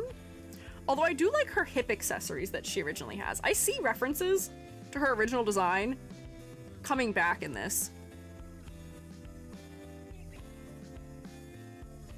Hang on, let me try a couple of other things here. I feel like I'm not super content with anything we've done yet, which is why I'm going to keep working on it, but these can be bird-like hip flounces that have some sort of tactical advantage. Just got like pockets on them or something. And then coming out from underneath that, we could still maybe do the sort of like crossed over element that we had before, although I could push it so that it's like further out on the shoulder. Or maybe it's further in on the shoulder? Let's see. We could make it real tight in here. Or I can push it way far out to like here even. And then she can have her little frilly neck thingy and this thing, and she can have some plumage here because birds tend to have some sort of plumage that is there. This thing I might not make bird shaped. I might just make this regular shaped. So then we're not overdoing it with the bird motifs. Because I fear that could be something I'm willing to do or accidentally in the ballpark of doing. And then she has her hood, which I think I liked switching her into a hood instead of what we had for the other element. Honestly, her original dress that she had before she became this character isn't too bad as far as shape goes, because it has a nice diagonal crossover. Realistically, would you dress like your pet? What? What do you mean, Rex? Realistically, would I dress like my pet? Sure, why not? If I was gonna dress like a cat, I would definitely dress like my cat. He's cool. I like him. Why not? If your entire life revolves around birds, I imagine some amount of your clothing would also relate to birds. Having said this, Shroomom raised... what are they called? Not lorikeets. Are they lorikeets? No, what are they? Oh, cockatiels. Shroomom raised cockatiels and does own an incredible amount of clothing that is cockatiel inspired. So I imagine this might be normal, yes. As normal as could possibly be. Yeah, cat owners do tend to own and wear a lot of cat-related stuff too. Yeah. Your whole thing is that you're gonna have that, like shepherds. True! Yes! Also, yes! True! Also, hi Peanut Bun! Welcome in! How are you on this lovely, or what day is it? Wednesday? I hope you had a good stream. I'm Squiiji, I'm a freelance artist Fungi. I'm also an art educator. Today we're trying to redesign some Reverse 1999 characters. I'm floundering maybe just a little bit with it, but we stay silly. I will not be defeated. Not today, not tomorrow, not ever. You can't stop me. How was your stream though, Peanut Bun? Thank you, mods, for getting the shout out. Also, it appears that Peanut Bun was last doing some art, which I imagine doesn't come as much of a surprise to us. I imagine that's something that we are readily able to accept. It is something we are readily able to expect, maybe even. Edward knows the drill. You all know the drill, I'm sure you do. Bit late, but I think eating orange skin is good for the immune system, heart protection, and gut health. Just bitter. Ah! Interesting. Intriguing. I didn't know that. Just make sure you're eating ones that are organic and not sprayed with pesticides, because they do tend to absorb that. I took one cooking class, and that was something they really hammered home to us, was do not eat orange skin unless it is, unless you can super duper validate that it's not gonna be pesticide-y. But, hi! Good, good. Finished my design for Monday. Can I see? Can I see? Can I see? Please? Pretty please, with cherries on top. Please, please, please. Perhaps. Mix in both a bit of transport or horse motifs. I wonder if we could get like a gold ship-esque, what do you call it? The like bridal types of things in the design, if that would feel too weird. She does seem to ride the characters. That's a weird sentence. She does seem to ride the griffin-like creatures who have a Welsh name that is evading me as I'm trying to open a link to something. Ah! Rosy Maple Moth! Here's a question for you, Peanut Bun, as I see this related to the comments that are going on there. Cute fella. Lovely. Very nice sunset-y color palette for a Rosy Maple Moth, also very rosy. I see that you're selling these on VGen. How have you found VGen to be as far as like selling like adopts and stuff like that goes? I'm curious. I don't know much about adopt selling. I don't know where people tend to do it so much. But I've heard people do sell characters on VGen. They sell them on Ko-fi, they sell them on Toy House somehow. I don't know quite how they do that. I'm just curious. But the character is very cute. Should basically say thank you for sharing delicious, delectable art tax with us. Nee, nee, nee, nee. Yes, very cute, very cute. I'm just curious. Someone who sells it up on VGen, it works very well for me. Oh, hell yeah, okay. That's good to hear. I'd heard mixed things about it, but that's good. Haven't been able to sell anything just yet. I imagine it probably takes some time for that ball to start rolling. I have a lot of respect for people who manage to sell adopts, because I'm not, I guess, a consumer who would buy an adopt, because I'd rather design a character myself, but I guess there is definitely a market for them. I feel like, I guess you pay less for something that you don't customize is the way that it works? I don't know. It's just an interesting whole market to think about, and being an artist, it's one of the things that I have never really tried out very much of, so I find myself intrigued by it. But I hope you managed to sell some fellas. They're very cute. I wish you good luck out there. Thank you again for raiding in. If you need to do things like eat or drink or snork me, please take care of yourself. If you want to stick around and hang out, you're always welcome to do so. You know the drill. you know the EG drill. You know how it goes around here. Pesticides can remove the benefits indeed, even knock you down. Yeah! Oh, let me share a thing with you, which I don't think actually puts me in any danger to share, but, I feel like I talked about this once recently, but it keeps coming up again and again and again, so I feel like it's still relevant. I don't know if you guys knew this, but a lot of the time when you publish papers, you will be notified when someone pulls your paper and uses it as a source for something. You will be notified. It'll tell you. Whatever source or site is hosting the paper will tell you sometimes. Sometimes if you have something filed with like the Library of Congress, you'll find out through that also.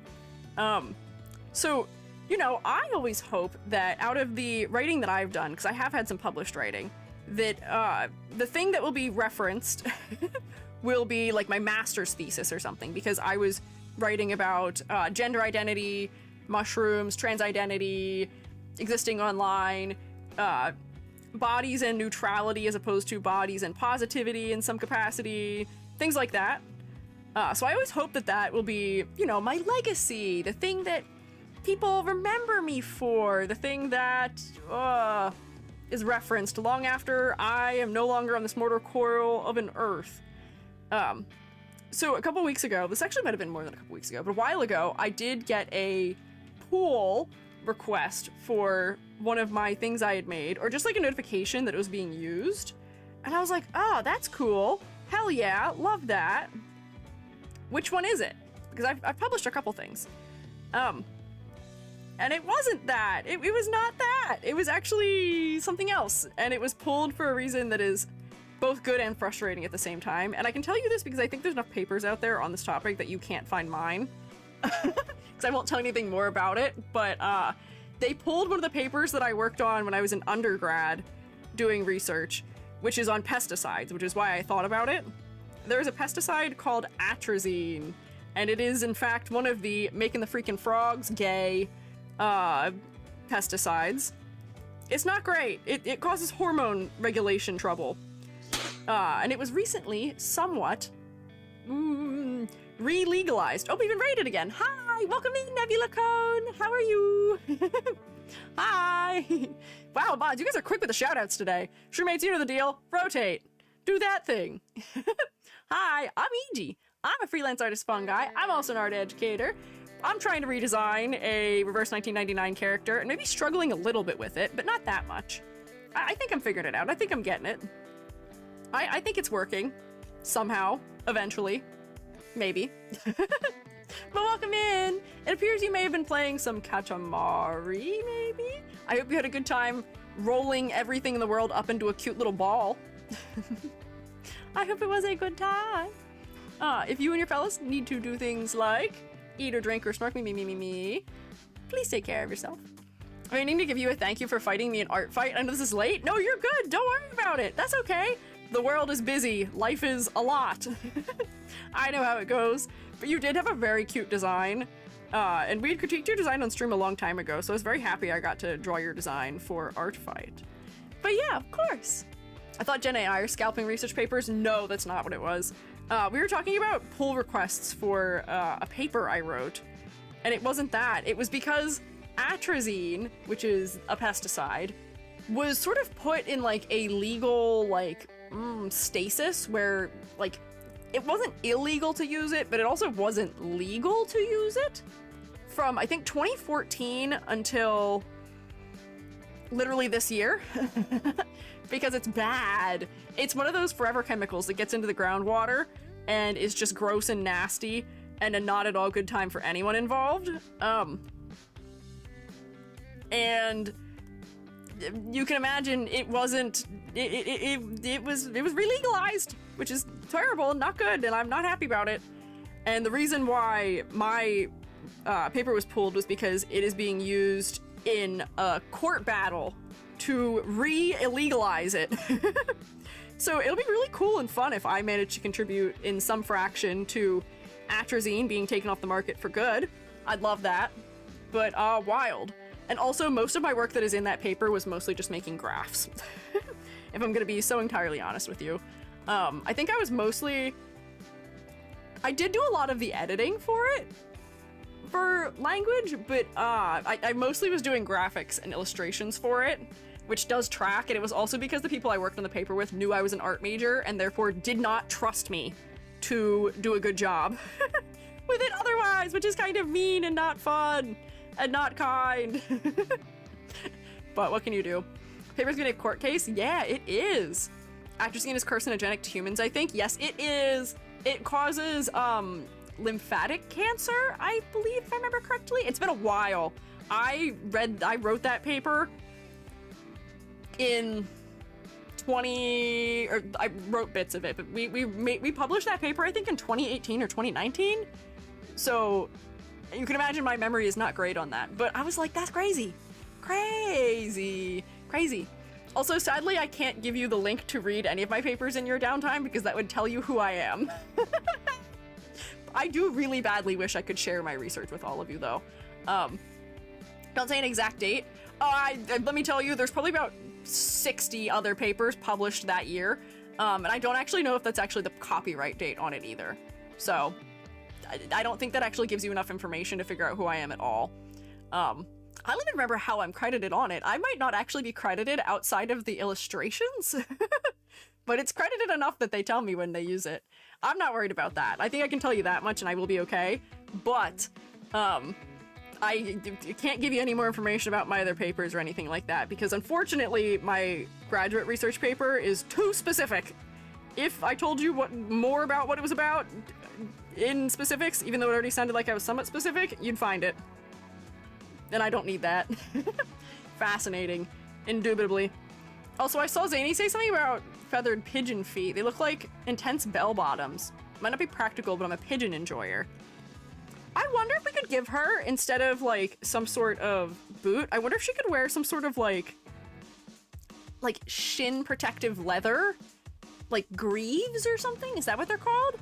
And then those at the bottom of them, where they're like down here, could then have like the really like fluffy bird feather-like bits that sort of stick out of them. I'm thinking of the weird little leg things that Penelo in Final Fantasy Zodiac Age. What number is that? Is that 11? 12? No. What number is Zodiac Age? Which number is that one? The one that has Fran and Balthier and Vaughn and all of them. What are they called? I don't know what they're called. Like an aviator, but for riding. But yeah, like something that covers her legs, like almost like chaps-like or something, so that way she does not take damage when she is on top of the bird, because she is essentially riding the bird like a horse.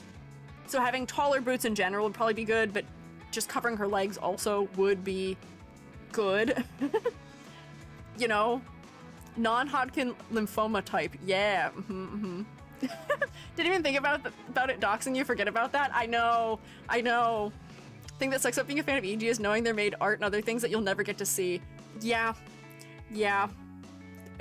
I need to do more character design as EG because most of my character design that's in my portfolio is not as EG, and I can't show you it as a result because my name is on it. And even if my name wasn't on it, you could probably reverse image search it and still find it tracks to me. So we can't be doing that. But let's see. Some sort of design for chaps to cover her legs and keep those safe, potentially. And then she can still wear, like, her nice little, like, boots that are laced up underneath, and she can still have, like, a heel, almost like these are riding boots. And then maybe whatever this is sits there. Maybe the lacing is on the front of this thing as opposed to being on the front of her boot. Maybe we don't see any lacing on that. And then this would probably attach to her leg in some capacity. If we're gonna do fantasy attachment style, they'd probably go like this and have this attached by some sort of like belt or something. If we're gonna do traditional chaps, those would, I guess, be worn under her dress and then attach all the way up her leg. But I think this is how Penelo's funny little leg things work, which are also how EG 1.0's funny little leg things work too. Yeah, like shin thingies of some sort. Also, her leg is like rotating below the knee. So I may have to make that clearer, because It seems like her knee is almost over there. There we go. Arc it. Greaves are shin protecting pieces of armor. Yeah. Yeah, we just need something to protect her shins if she's going to be riding the birds, probably. I imagine we can probably see a little bit of this behind it from perspective too. But I do like that as an idea to add more bird-like elements and shapes that are found in birds. Bird's the word. Because I did give her... What do you call it on a bird? It's a crop when it's on like a turkey, but the little ruffle thing that they have on the front. Where they often have like fluffier feathers around their throat.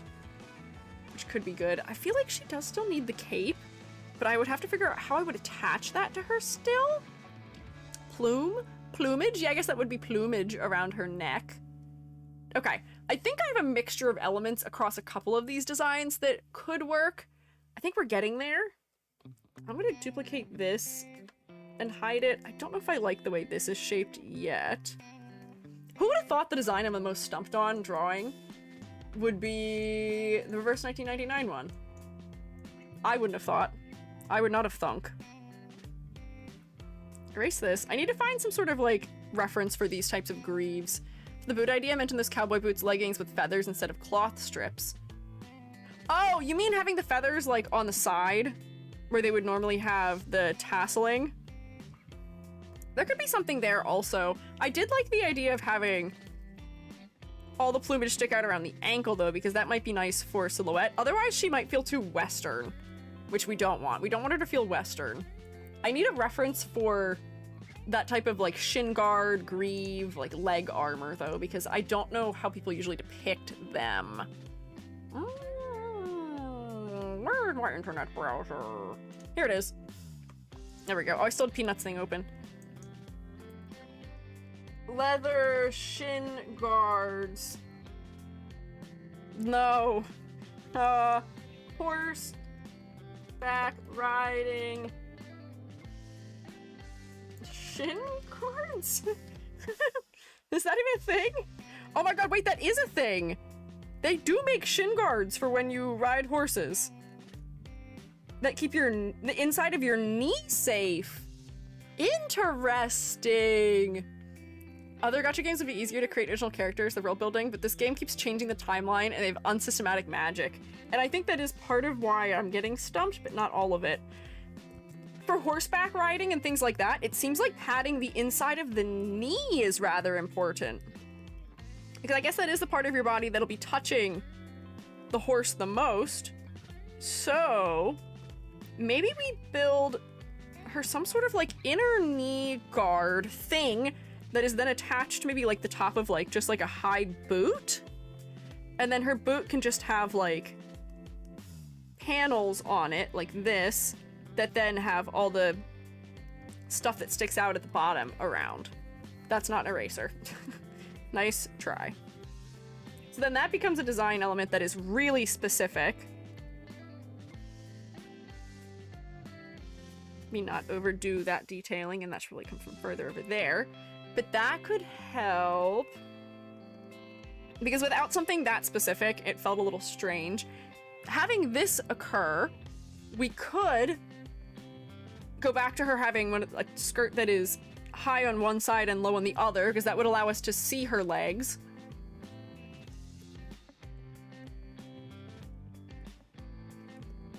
So then like this, and we could go back to that sort of like almost like mermaid like shape that she had before in her I1, maybe. Although I feel like I'm almost designing her to look too old now, because she's 16. And this feels like a very mature shape for a skirt, maybe. Watching you get slowly confused by, and making up new terms that exist. Things are happening. Things are happening. Things are happening. Crazy to say it, I feel like my first thought was actually the most effective thing still. Because I think I've been overdoing it in the subsequent designs that I've been trying. And therefore they aren't working. So what I'm gonna do is I'm gonna duplicate my first one and see if I can flesh this out just a little bit better so I can at least have something at the end of the day that feels complete. So like, I do think adding the inner knee type of armor might be good here. I'm gonna reduce the opacity on this for this design. So shape like this still, and then it spreads out at the bottom in a way that is maybe similar to the ankle elements that we were thinking about that pigeons maybe have still. And even if I move it down, it could feel that way too. It being slit is going to help it to give her a little bit more freedom of movement if she's trying to take care of some type of creature. She should still have something on her knees to keep her legs safe if she is riding. And maybe we can see that that's what this is here. And then that can just go over the upper edge of her boot, maybe. Maybe.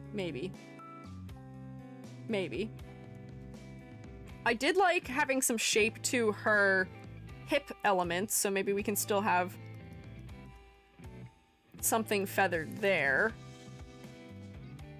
Whatever I do with her boots needs to be similar to what I do with her gloves, but I do think the glove would be good. The gloves often also have like a tassel on them, so I can put a tassel element here that replicates something that goes up here and replicates something that goes there.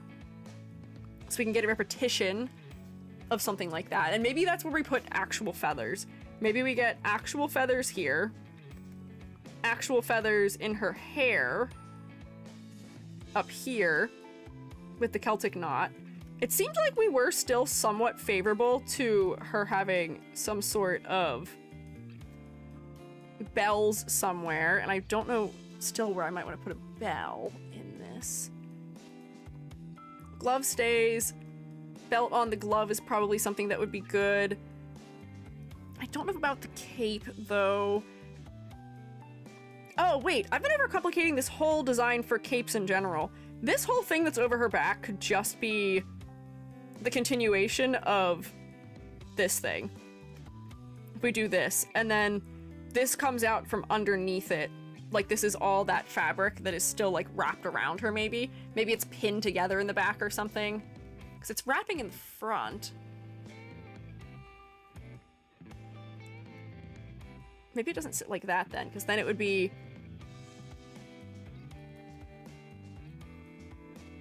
just sitting over the front of her shoulders, but not wrapping around her back, maybe? So then her back would be open in the dress. Plumage in this area. Maybe a Celtic knot there. Because I don't want there to be too many wing elements. We could keep the wing elements to just this back area here for her cape. And then this thing that's on her hip then.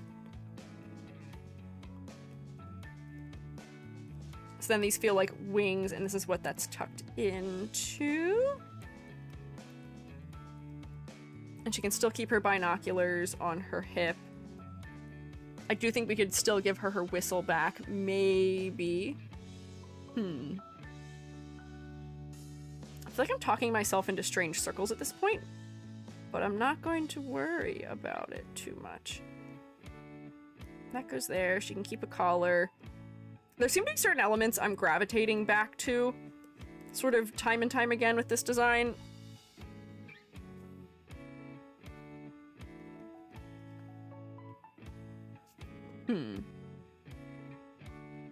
And then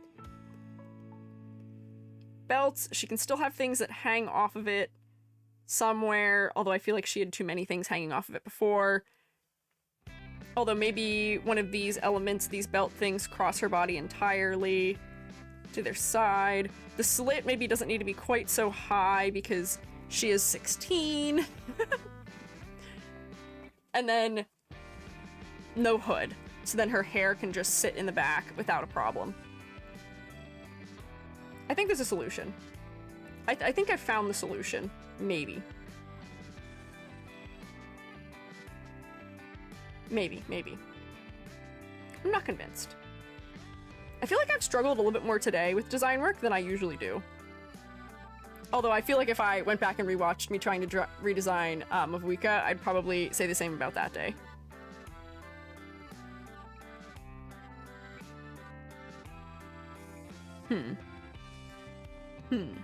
Little guy design. Little guy designing. Braid. Hat.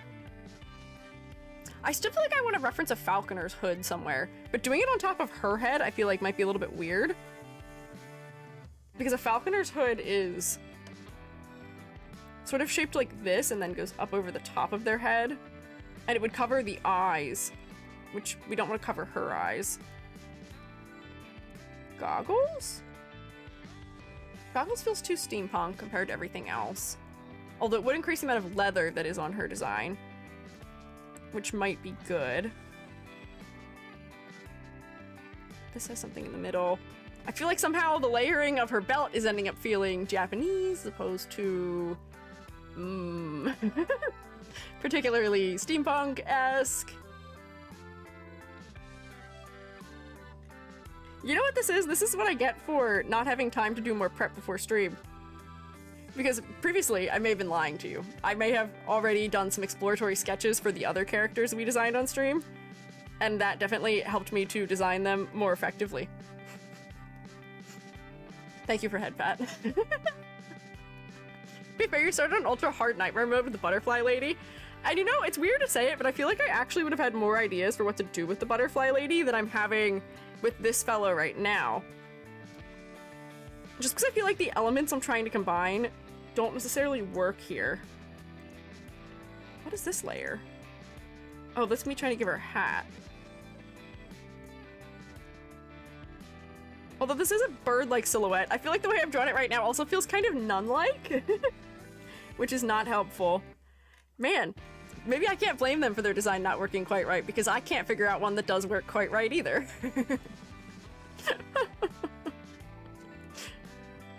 Maybe we make her dress more similar to her eye too, but then that's kind of cheating. Where that sort of sits higher on her chest. Peltic knots, I feel like, don't particularly make sense to me either on her. Eye too. And then she's got like buttons down here. What do those button into? What do those connect to? I don't know that they connect into anything.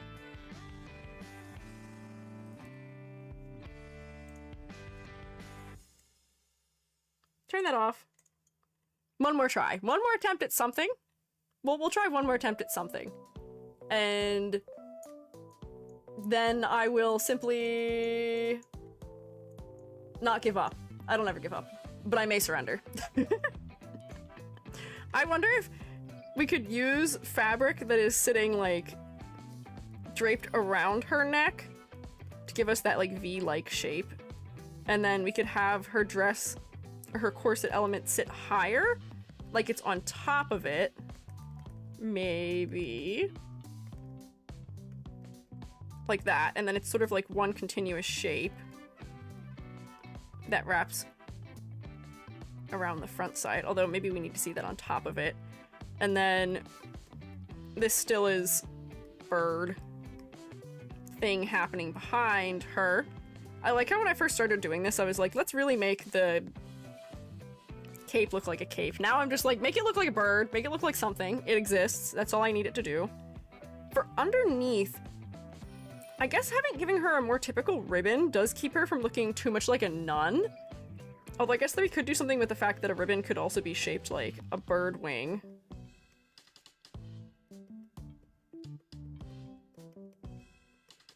Well, that feels a little Dracula either way I've drawn it, that's okay. Can workshop that, and then maybe it has also wing-like bits in the front of it. This can then have like a trim on it, almost. That mimics the trim she already had. I feel like maybe one of the other troubles I'm running into is that I'm trying to redesign her outfit to still be her outfit the way that it was. We'll keep one element. We're keeping only the cape, and I need to do something completely else with everything else she is wearing. Something completely different. Something not at all related to what she is already wearing. And you know what? We just didn't find enough fashion resources. All of my fashion resources were all the historic Welsh stuff. And there's nothing wrong with that, but I don't know if those particularly were solving anything for me.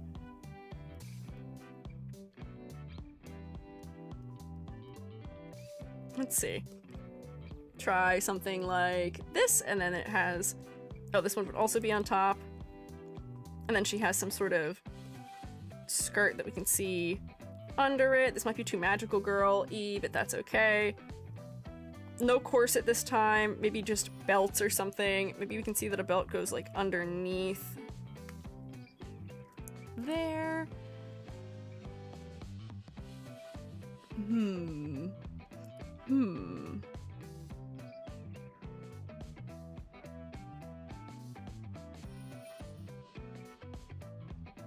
Maybe this is a part of...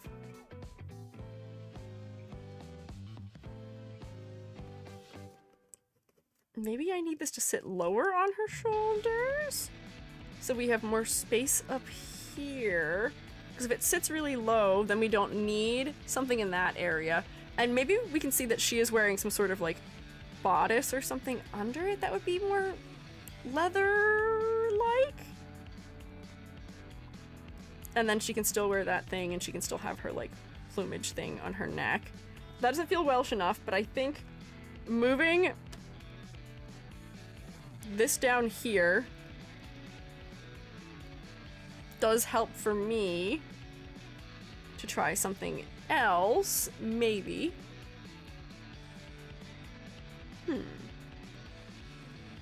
All I've done is try and explain what I'm doing for the last like 15 minutes because I don't know what I'm doing.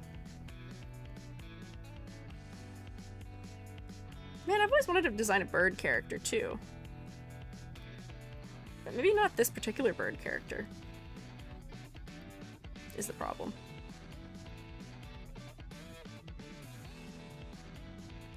Maybe she keeps the tiering of her skirt, which is already kind of bird-like. We can leave it short. And you know what? I do see the black layer under it too, which does feel like it is a reference to some historic Welsh clothing. So we can keep the tiers. This will be something that is wrapped and worn underneath. Could I give her some sort of veil that instead has the bird elements on it, even if her hair isn't bird-like? So then this sort of like falls across her head? I kind of thought it's Chinese censorship. You thought what was Chinese censorship? What particularly? Can't show too much leg with skirts. Oh, just there being black stuff under there? I think that it's the fact that some of these Welsh garments, the layering does include a long, dark skirt for the underneathmost layer. So that could be why it's there. Saying it out loud does make it make more sense or something similar. That's fair. I just fear that not particularly interesting watching me flounder. Oh, I became a fish after all. I've turned into flounder in the truest of sense. You know what? I think I'm just gonna clean up. Where is it? I think I'm gonna clean this up and see if this can be anything. And then if not, we give up for now. Because you know what? Not every day is a good day when it comes to trying to design a character. That is a truth that is not always an easy one to accept. And today might just not be my day. I had a long week already. And maybe that gets in my way. Happens to the best of us. I'm not saying I have art block or anything, but this could be something as simple as just it's not a good design day for me. Which I've been mostly lucky to avoid when we've been doing designs on stream, but it was bound to catch up eventually. I'm gonna give her this knot here, maybe, which has sort of like a plus sign in it. And then this will just be like more traditional fabric. This isn't gonna be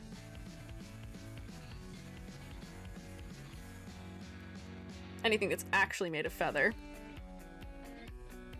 but giving her a cravat might be good for bird elements. I think she's gonna need some sort of like leather collar like element here, probably some sort of detail under there. I will in fact sleep on it. I do sleep on all of these redesigns I've done before, and some of them ended up wildly different than they originally were. Particularly, I think the one for Acheron turned out way different than it originally was when we left stream. Ooh, I have to cough. Just because when I'm making decisions very quickly, I don't always manage to consider what the best option might be for something. Because I just may not have come up with what the absolute best option is yet. And I think that's definitely happening here. Like, even the design for the cookie that we designed last week ended up changing significantly after stream, and I'm still changing it. I have not gotten it into a state that I'm content with yet, where I don't like the amount of brown that's in the palette right now. I don't like some of the shape that it ended up with. I feel like some of the things that I put into it were just sort of gimmick-y that didn't necessarily work super well. But that's what happens. Not every design you make is going to be a banger. Not every day when you draw will it turn out fantastically. Sometimes there's off days. Happens to the best of us. Happens to me.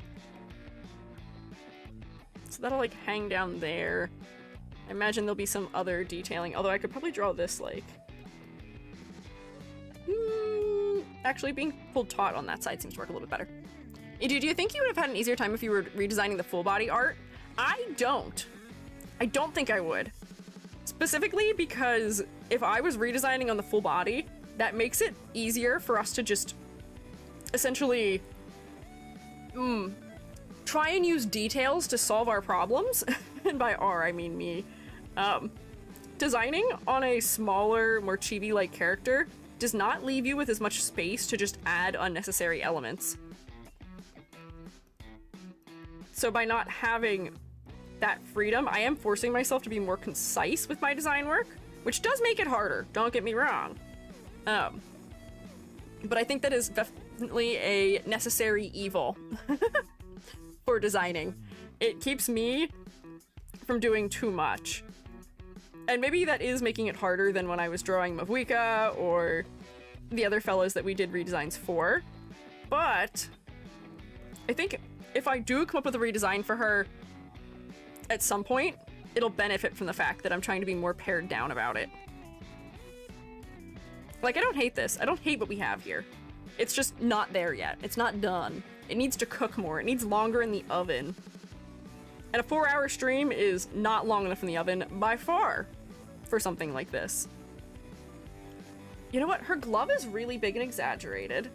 And I don't have many other things that are that exaggerated. So the cravat may need to be bigger so that it matches the exaggeration style that I'm going for.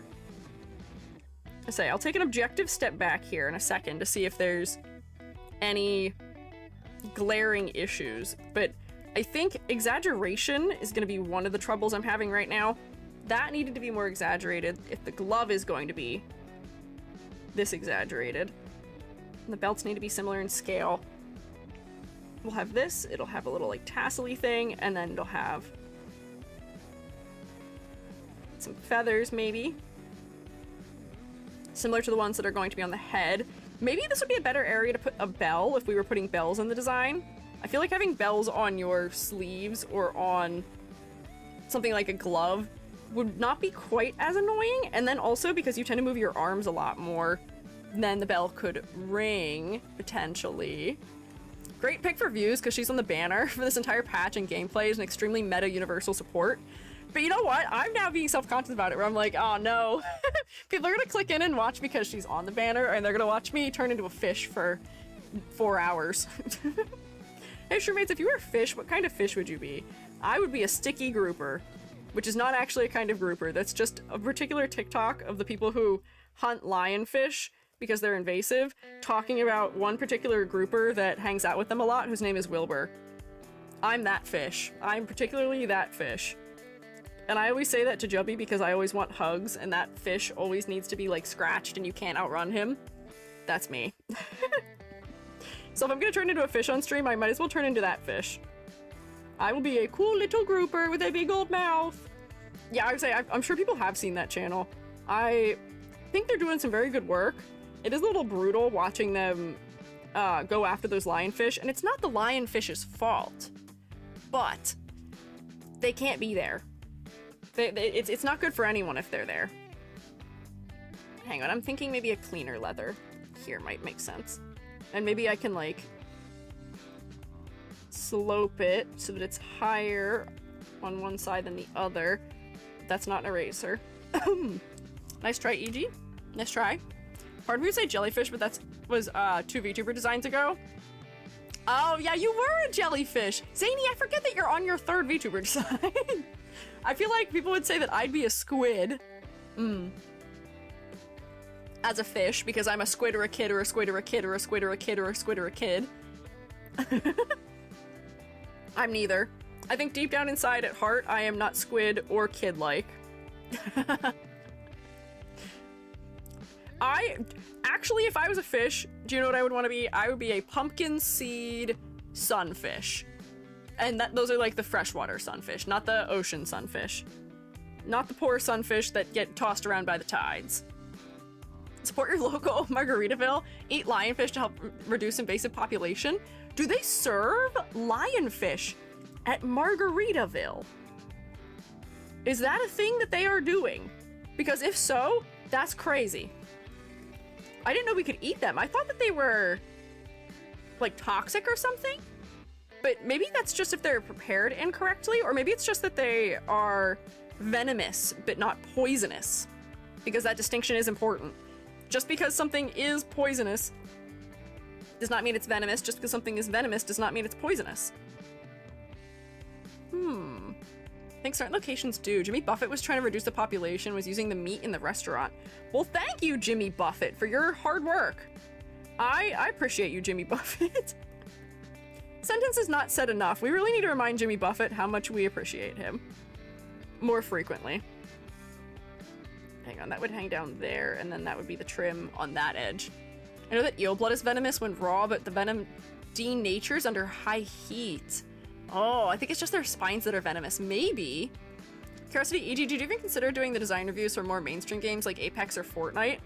I did do critiques for at least one more mainstream game, which was Marvel Rivals, and for as much as that was fine, I don't tend to base whether or not I critique a game on viewer turnout all that often. Sometimes I do, but it's just one of those things where, like, my audience isn't as interested in a slew of more mainstream games than they are in more anime-aligned games, probably because I am an anime character. In all likelihood. I did critique Pokemon designs, I critiqued Guilty Gear designs, so I feel like those are maybe a little bit more mainstream. Fortnite is hard because Fortnite is mostly collabs at this point, and I don't really want to support Fortnite because they've been doing a lot of gross foray into AI and nonsense. Has skins with no lore or story, only Battle Pass skins do, but get ready for multiverse. Yeah! Have fun with Sonic designs. I might have fun with Sonic designs, but I fear that I wouldn't have enough to say about a lot of Sonic designs, because this is a good thing, but Sonic designs are very quick to read, I would say. Like, it is an animal with maybe some added layer of concept. Maybe, not even always. Sometimes they don't have an added layer to their concept on top of just being just an animal. Fortnite would make reverse seem simple. Oh no. Will you post your redesigns online? I do. I put them on my Twitter, and I've been trying to put them on my YouTube now too, because I realize not everybody has Twitter, but I imagine most of you still have YouTube, even in these trying times. And I say trying because, man, are we trying to figure out what to do about everything being evil. I was considering critiquing League designs at some point, just because I do think that League has some rather interesting ones. But that is another one of those cases where, like, I feel like I have no idea where to start. There is a lot of, like, multiverse silliness going on with it. I'd have to critique probably, like, the base designs for characters. I thought Arcane may have been a good in, but I feel like I may have waited too long for that, because Arcane's done, more or less. Some Fortnite skins are just them, but slightly taller. A lot of Fortnite skins are just the original character, but slightly taller. Interesting. League base designs, which is the canon, doesn't touch the multiverse. Oh, okay, that makes things easier if that's the case. Oh, wait, hang on. Feathers. Here. Under your Celtic knot brooch. Feather, feather, feather. Although I'd probably want to flip the side of that, so that way the feathers aren't all on one side. But actually, now that I'm trying to flesh this out better, I think we're getting somewhere. I think this is gonna work. Especially if I repeat leather things, where this leather can also be feather shaped. And then it sits higher on like one side of the arm than the other. Then it feels a little bit more ornate.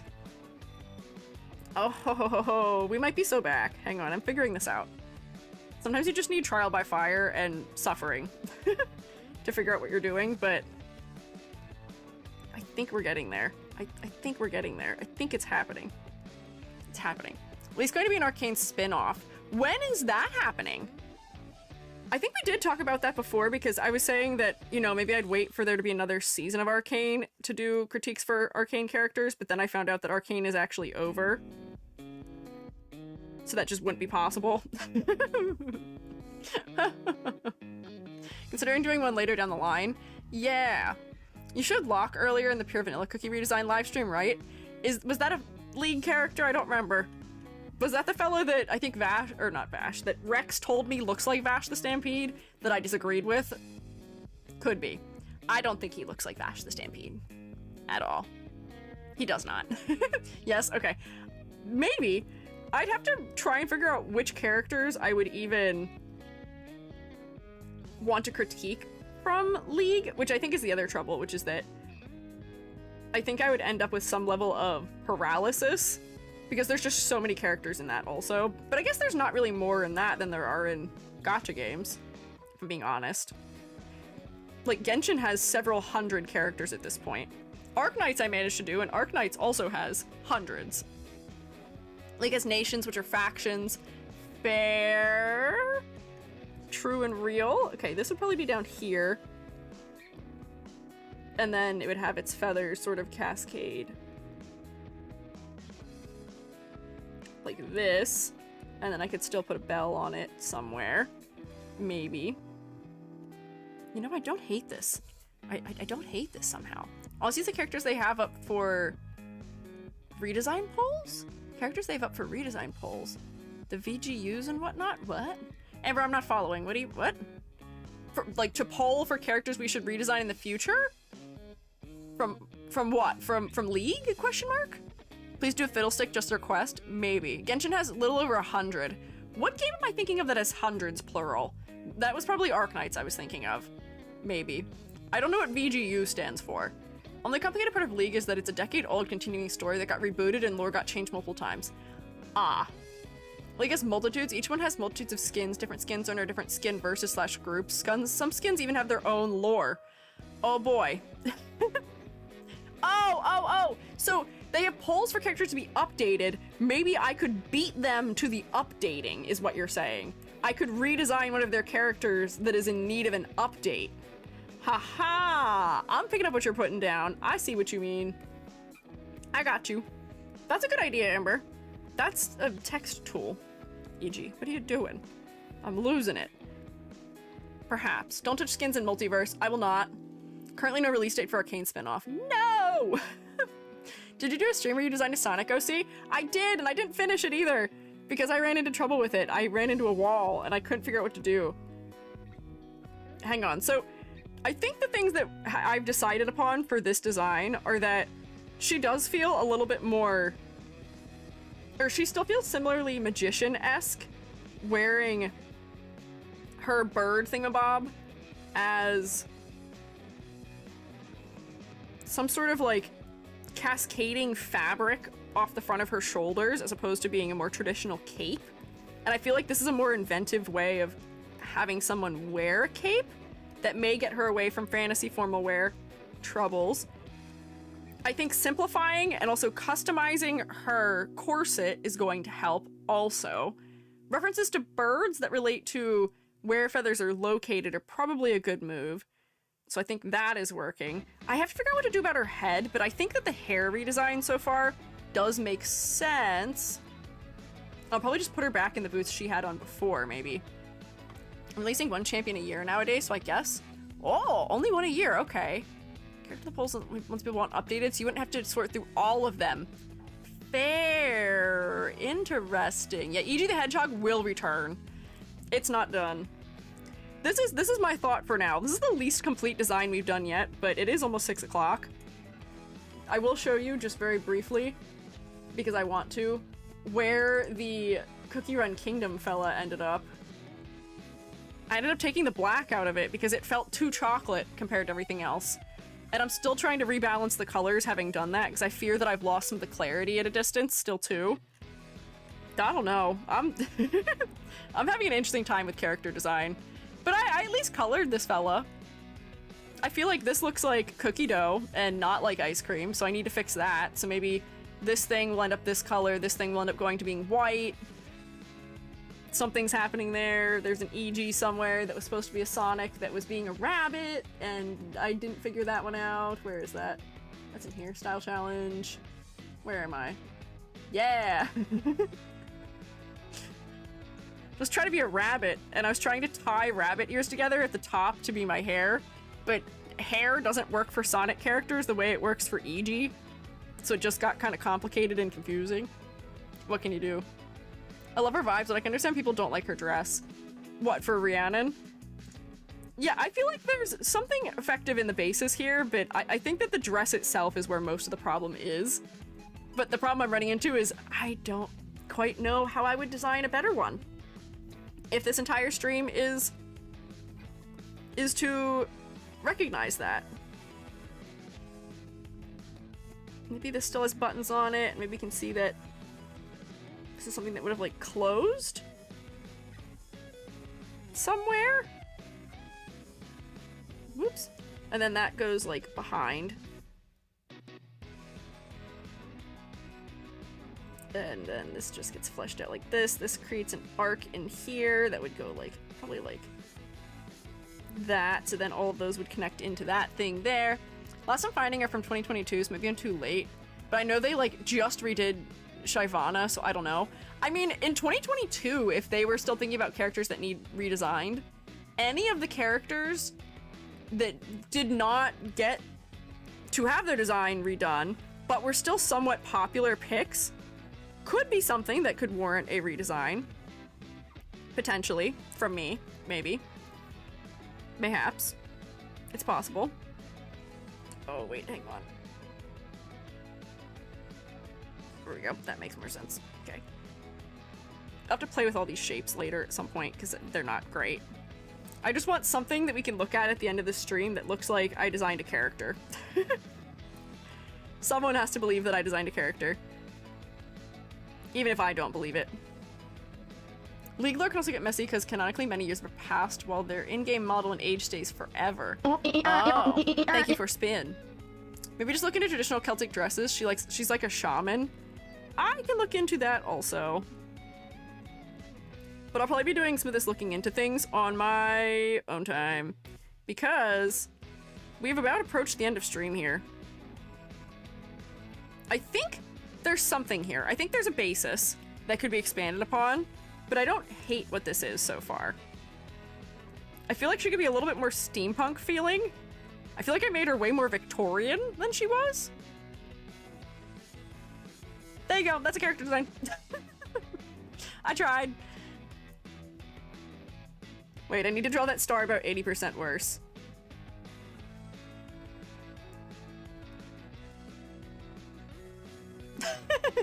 There we go. I like your focus on the wing motif. Thanks. You know what? I wasn't expecting this one to stump me quite as much as it did. I thought I was gonna have a pretty simple time with it because I thought there were a lot of elements that were already effective, but she's proven me wrong. There's something I could definitely do about this differently, and I will figure that out on my own time, and I'll tell you how it goes. Thank you all for supporting me through this tumultuous process while I rethought all of my abilities as a character designer and told myself in my mind constantly, this doesn't make you any less effective as a designer. This is just a bad day. And that's just how it goes sometimes. You know what probably is the bigger problem here is just that Reverse 1999 has effective designs. You know what I'm doing next week? Do you want to know what I'm doing next week? Do you want to know what character I'm going to redesign next week? I've already decided what character I'm redesigning next week. Do you want to know? Do you want to know who I'm redesigning next week? I'm not telling you, I'm kidding. I'm not telling you which character, but we're gonna do Uma Musume because I'm on a really strong Uma Musume kick right now, and there's a couple designs in Uma Musume that particularly bug me, and I'm gonna pick one of them. This is gonna be more of a personal EG thinks it needs redesign than anything else. This is going to be a we can make this stronger redesign.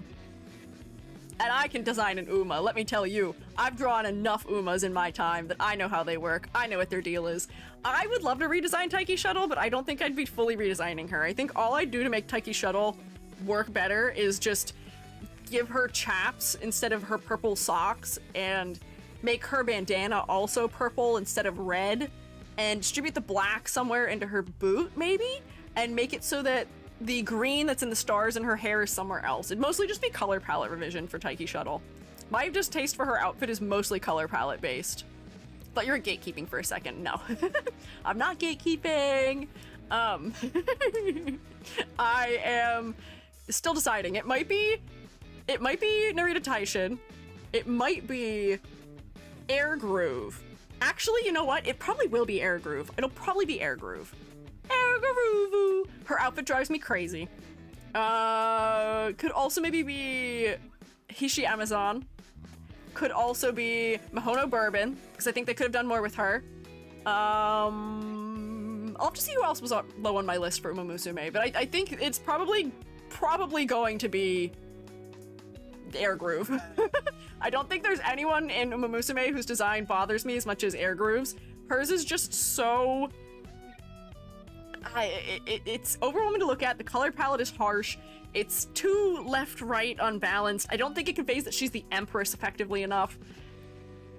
There's things to be done about it. And that'll be a time that I can prepare for more next week. But we'll see. But thank you all for joining me here for this event. Yeah, she does look like a cheap pageant queen. She does, Rex. And I hate to say it, it's because the colors are really gaudy. And they're really high contrast. I think she needs something a little bit more elegant. We'll work on that next week, but yeah. Anyways, thank you for hanging out with me while I hung out with Reverse 1999 and drew half of an outfit on Chibi. Wahoo! Next redesign stream, this time it's personal. Fun time here made my day. I'm glad I made you a day. You know what? I was feeling kind of bad about this whole thing, about this whole stream, but I'm not going to. I've decided I'm not going to. It just happens. It's fine. Bad art days happen to all of us. Let this be a lesson that even I'm not impervious. I'm everything but impervious. I don't die. You can't kill me in a way that matters. But I still have bad hand days, bad drawing days, bad art days, ineffective art days, can't think of good thoughts days. And that does not change who I am as a person at all. That doesn't mean I'm any less skilled at what I'm doing. I'm saying things out loud because that makes them true. I promise, I swear. That's definitely how it works. Anyways, you should look at my Taiki Shuttle that I made on Twitter because she's really cute. And I will leave you with that.